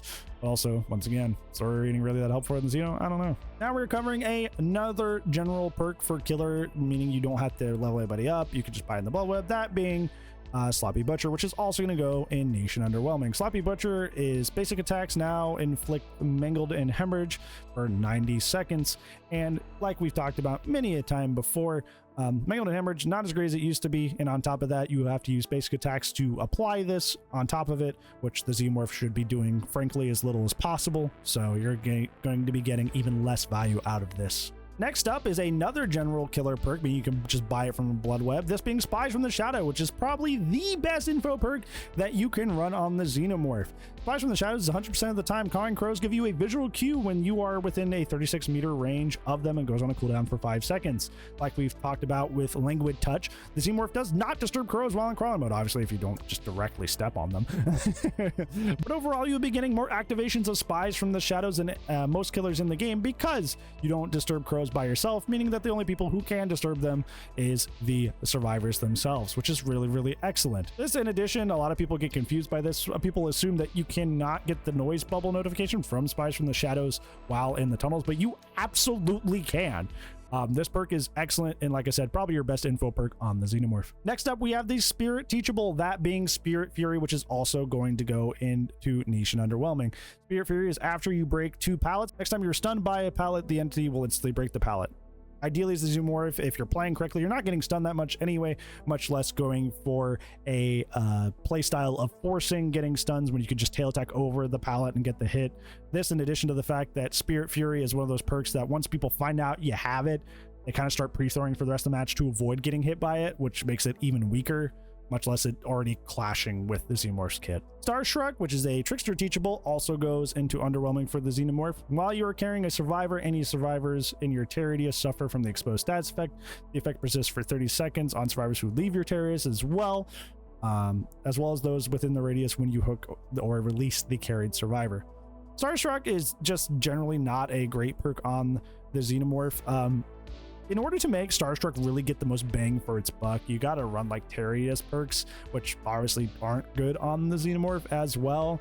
And in addition, it applies the exposed stats effect, which requires you to basic attack, which is something you should be minimizing as the Xenomorph. So there's just a lot of layers of why this is not the best perk on Xeno. It's still like generally a good perk. It's not like amazing, it's just okay on most killers, but like on Xeno there's a little bit of anti-synergy, which makes it fairly underwhelming. This next perk is perk I'm sure you've probably forgotten unless you're a Spirit main, this being Nurse's Teachable, that being Strider, which will also go into Underwhelming. This is where breathing of survivors in pain is 50% louder and regular breathing is 25% louder. Once again, it's just kind of just an underwhelming perk in general. It's not really the fact that it anti-synergizes with the Xenomorph. There's really nothing offensive about it to the Xenomorph. It's just that, like, it's just kind of an underwhelming perk. You're not an audio-based killer, so there's nothing really special about it.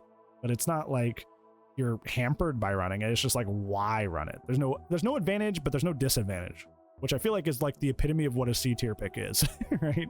Next, we have another Teachable from the Mastermind, good old Wesker, and this being Superior Anatomy. And this is going to be another one of your best choices as the Xenomorph. When a survivor performs a fast vault within 8 meters of you, this perk activates. The next time you vault a window, your vaulting speed is increased by 40%.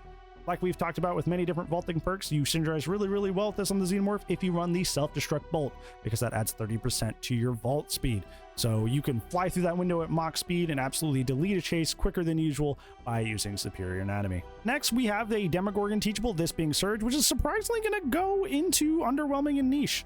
Surge being that putting a survivor into the dying state with the basic attack causes all generators within a 32-meter radius to explode instantly and begin regressing. Generators affected by Surge immediately lose 8% of their progress. Surge typically isn't a really, really great perk. It's one of the better perks in Dead by Daylight, and a lot of people lamented when it went from a general perk back to being a teachable perk of the Demogorgon. The problem obviously being is in order to activate it, you have to use your basic attack, which you are a M2 killer. You should be using your tail attack as much as possible. So despite the fact this is a fairly good perk, it makes you play inefficiently to get value of it when you play the Xenomorph. So I would not recommend it. Next up, we have our final pig Teachable for this tier list, and this being Surveillance, which I'm actually going to surprisingly put up in all right. Surveillance is any regressing generator will be highlighted by a white aura. If the regression is interrupted on a generator, it will then be switched to a yellow aura for 16 seconds. Additionally, noises created by generator pairs are audible in an additional 18 meters. Surveillance is one of those perks that doesn't really work on its own, and the problem is even if you pair it with one slowdown, it's not that great. But in addition to running it with multiple slowdown, it really starts to come alive. And with Xenomorph, honestly, since a lot of your kit doesn't really balance well with a lot of the non-slowdown perks of the game, odds are you're probably running at least 2 slowdown on the Xenomorph, whether that be 2 kick perks or like pain res and a kick perk. Odds are you're probably running 2 slowdown on this character. Surveillance actually creates a really interesting like gameplay loop for the Xenomorph, because if you're running something like pain res and you throw somebody up on the hook and then that gen gets pain res, it turns white because of surveillance.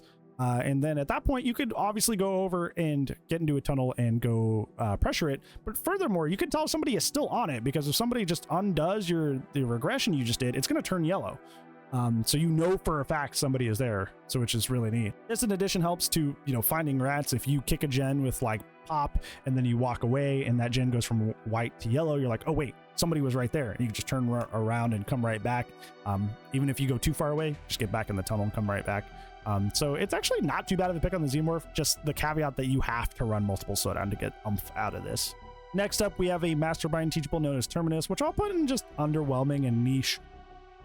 When Exegates are powered, this perk activates while Terminus is active. Injured, down, and hook survivors are inflicted with a broken status effect until Exegates are opened. Even when the Exegates are opened, this effect persists for another 30 seconds. I think this perk is kind of closer to the niche side of this category than it is to underwhelming. It's just, there's nothing offensive about it to the Xenomorph. There's no anti-synergy, but it's just like not like a crazy effective perk, really. The niche part is that it would go well in an endgame build, which endgame builds do go fairly all right on Xenomorph, so I guess there's that. But it's just, I feel like this perk's just really underwhelming. I would still rather just have Know It, even as an M2 killer, than to have Terminus. So, yeah. Next, we have the Huntress teachable, that being Territorial Imperative, which is definitely going to be in the bad zone, even with a slight synergy on the Xenomorph, I suppose. Territorial Imperative is a Huntress teachable that survivors' auras are revealed to you for 6 seconds when they enter the basement and you are more than 24 meters away from the basement entrance.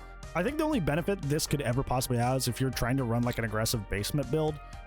The problem being is that basement can be in shack, which usually has a control station, but basement can also be in main building. And a lot of main buildings in the game don't have a confirmed control station spawn unless you bring a cut coin.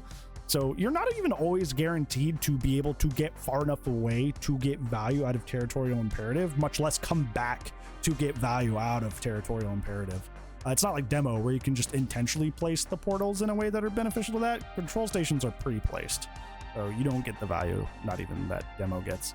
Our next perk is a Nurse's teachable, this being Thanatophobia, which will also go in the top of all right.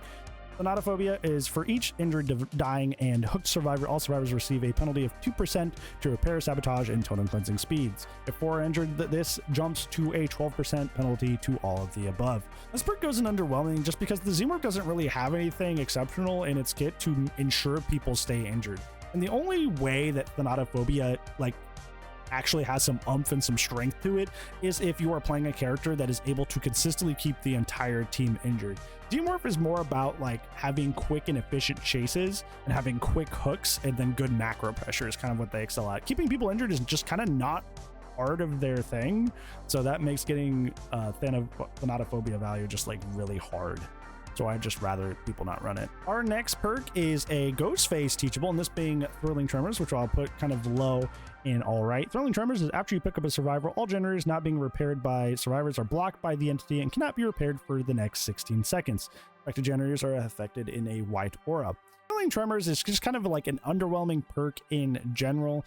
Some people phrase it as a slowdown, and I guess very lightly it is because it blocks the gens for a very, very brief period, but it's not too much. Where it finds its way into all right is the Xenomorph does have some nice synergy with it, because the Thrilling Tremors only blocks gens that aren't being worked on, so gens that are being actively worked on will be left alone by Thrilling Tremors, meaning that after you have hooked the survivor that you are carrying, you can immediately get into a control station, go flying through the tunnel to whatever gen wasn't blocked, and immediately re-begin your pressure.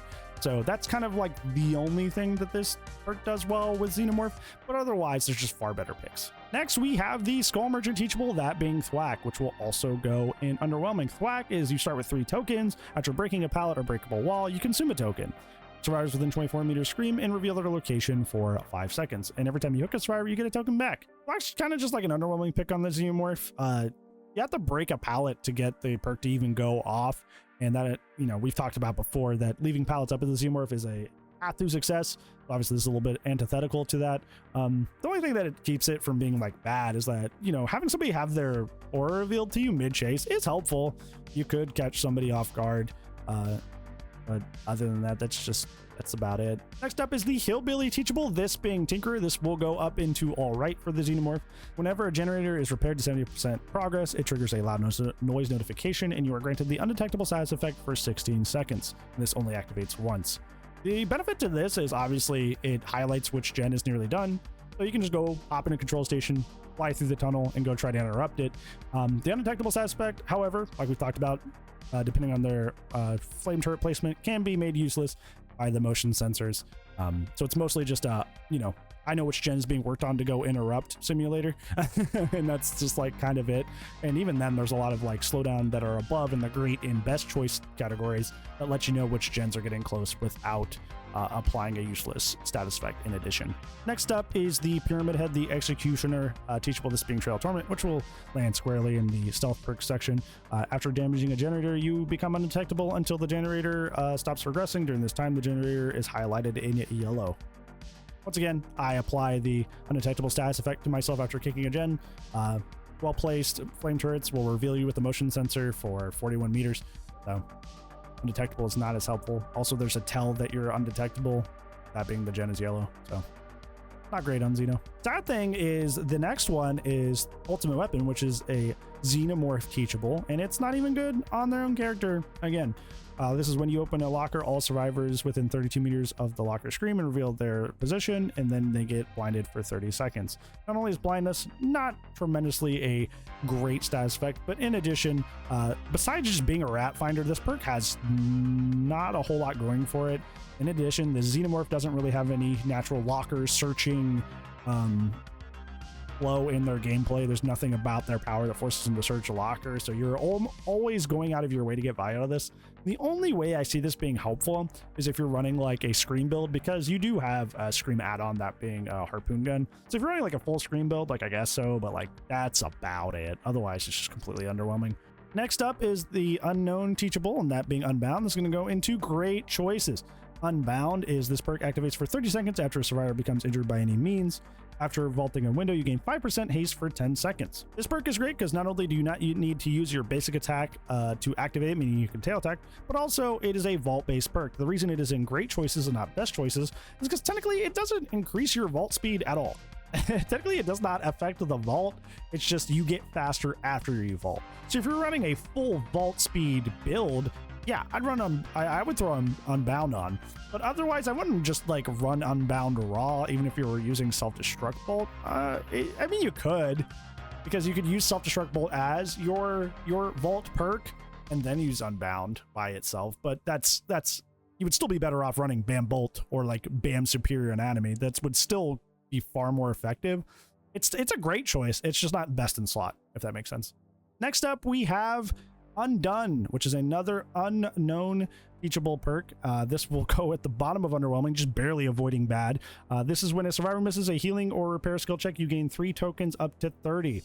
When you perform the break action on a generator, if you have any tokens, consume all of them. For each token consumed, the generator loses 1% progress and then becomes blocked for 1 second. Then once the generator is unblocked, it starts regressing. This perk is infamously becoming one of the worst perks in Dead by Daylight, just because if your survivors aren't missing skill checks, it just does nothing. The saving graces that keep it from being bad for the Xenomorph in particular is it is a kick perk, which you do synergize with really well. Also, you as a Xenomorph can force more missed skill checks on healing or gens by popping up on them and surprising them. Once again, this is based on flame turret placement as well. So this barely avoids the bad tier, but I do emphasize just barely. Unforeseen, which is another unknown teachable. is another stealth perk. This is kind of like Dark Devotion, except for kicking. When you perform a break action on a generator, your Terius transfers the generator to the generator for 30 seconds, and its radius is set for 32 meters. And then you get undetectable. I feel like a broken record at this point. Flame turrets. 41 meters of detection on the Xenomorph. Doesn't matter what status effect they have. If turrets are placed in good spots where the survivors can hear them, undetectable, no go burr. Once again, kind of like with Dark Devo, the benefit is that there is a second Terius in play, so it might confuse some people, but otherwise it's still a stealth perk on Xeno, which I don't recommend. Next, we have the Trapper Teachable, this being Unnerving Presence, which will go into bad. Survivors with your Terius have a 10% greater chance of triggering skill checks when repairing or healing. Triggered skill checks success zones are reduced by 60%. Not only is this perk just bad in general, but it's based on Terius, and you as Xenomorph have a 24-meter Terius in your crawler mode, so double bad. It's double bad for you. Next, we have Unrelenting, which is also bad. This perk is a perk that you can get just by spending points in the Blood Web. That certainly doesn't save it. Unrelenting is you recuperate faster from your basic attacks, and this is made by 30%. Once again, as the Xenomorph, you should be using your tail attack as much as possible, so you're not even basic attacking a lot. People barely get value out of this perk even when they're doing well because, well, unless you're Singularity, you're not really missing your swings the better you get at the game. So this is essentially just a training wheels perk for people who are new to the game, and even less so good for you on the Xenomorph, so that's not great. Now we're getting to our last few perks here. The last one is our last Vecna Teachable, this being Weave Attunement, which will also go into Niche and Underwhelming.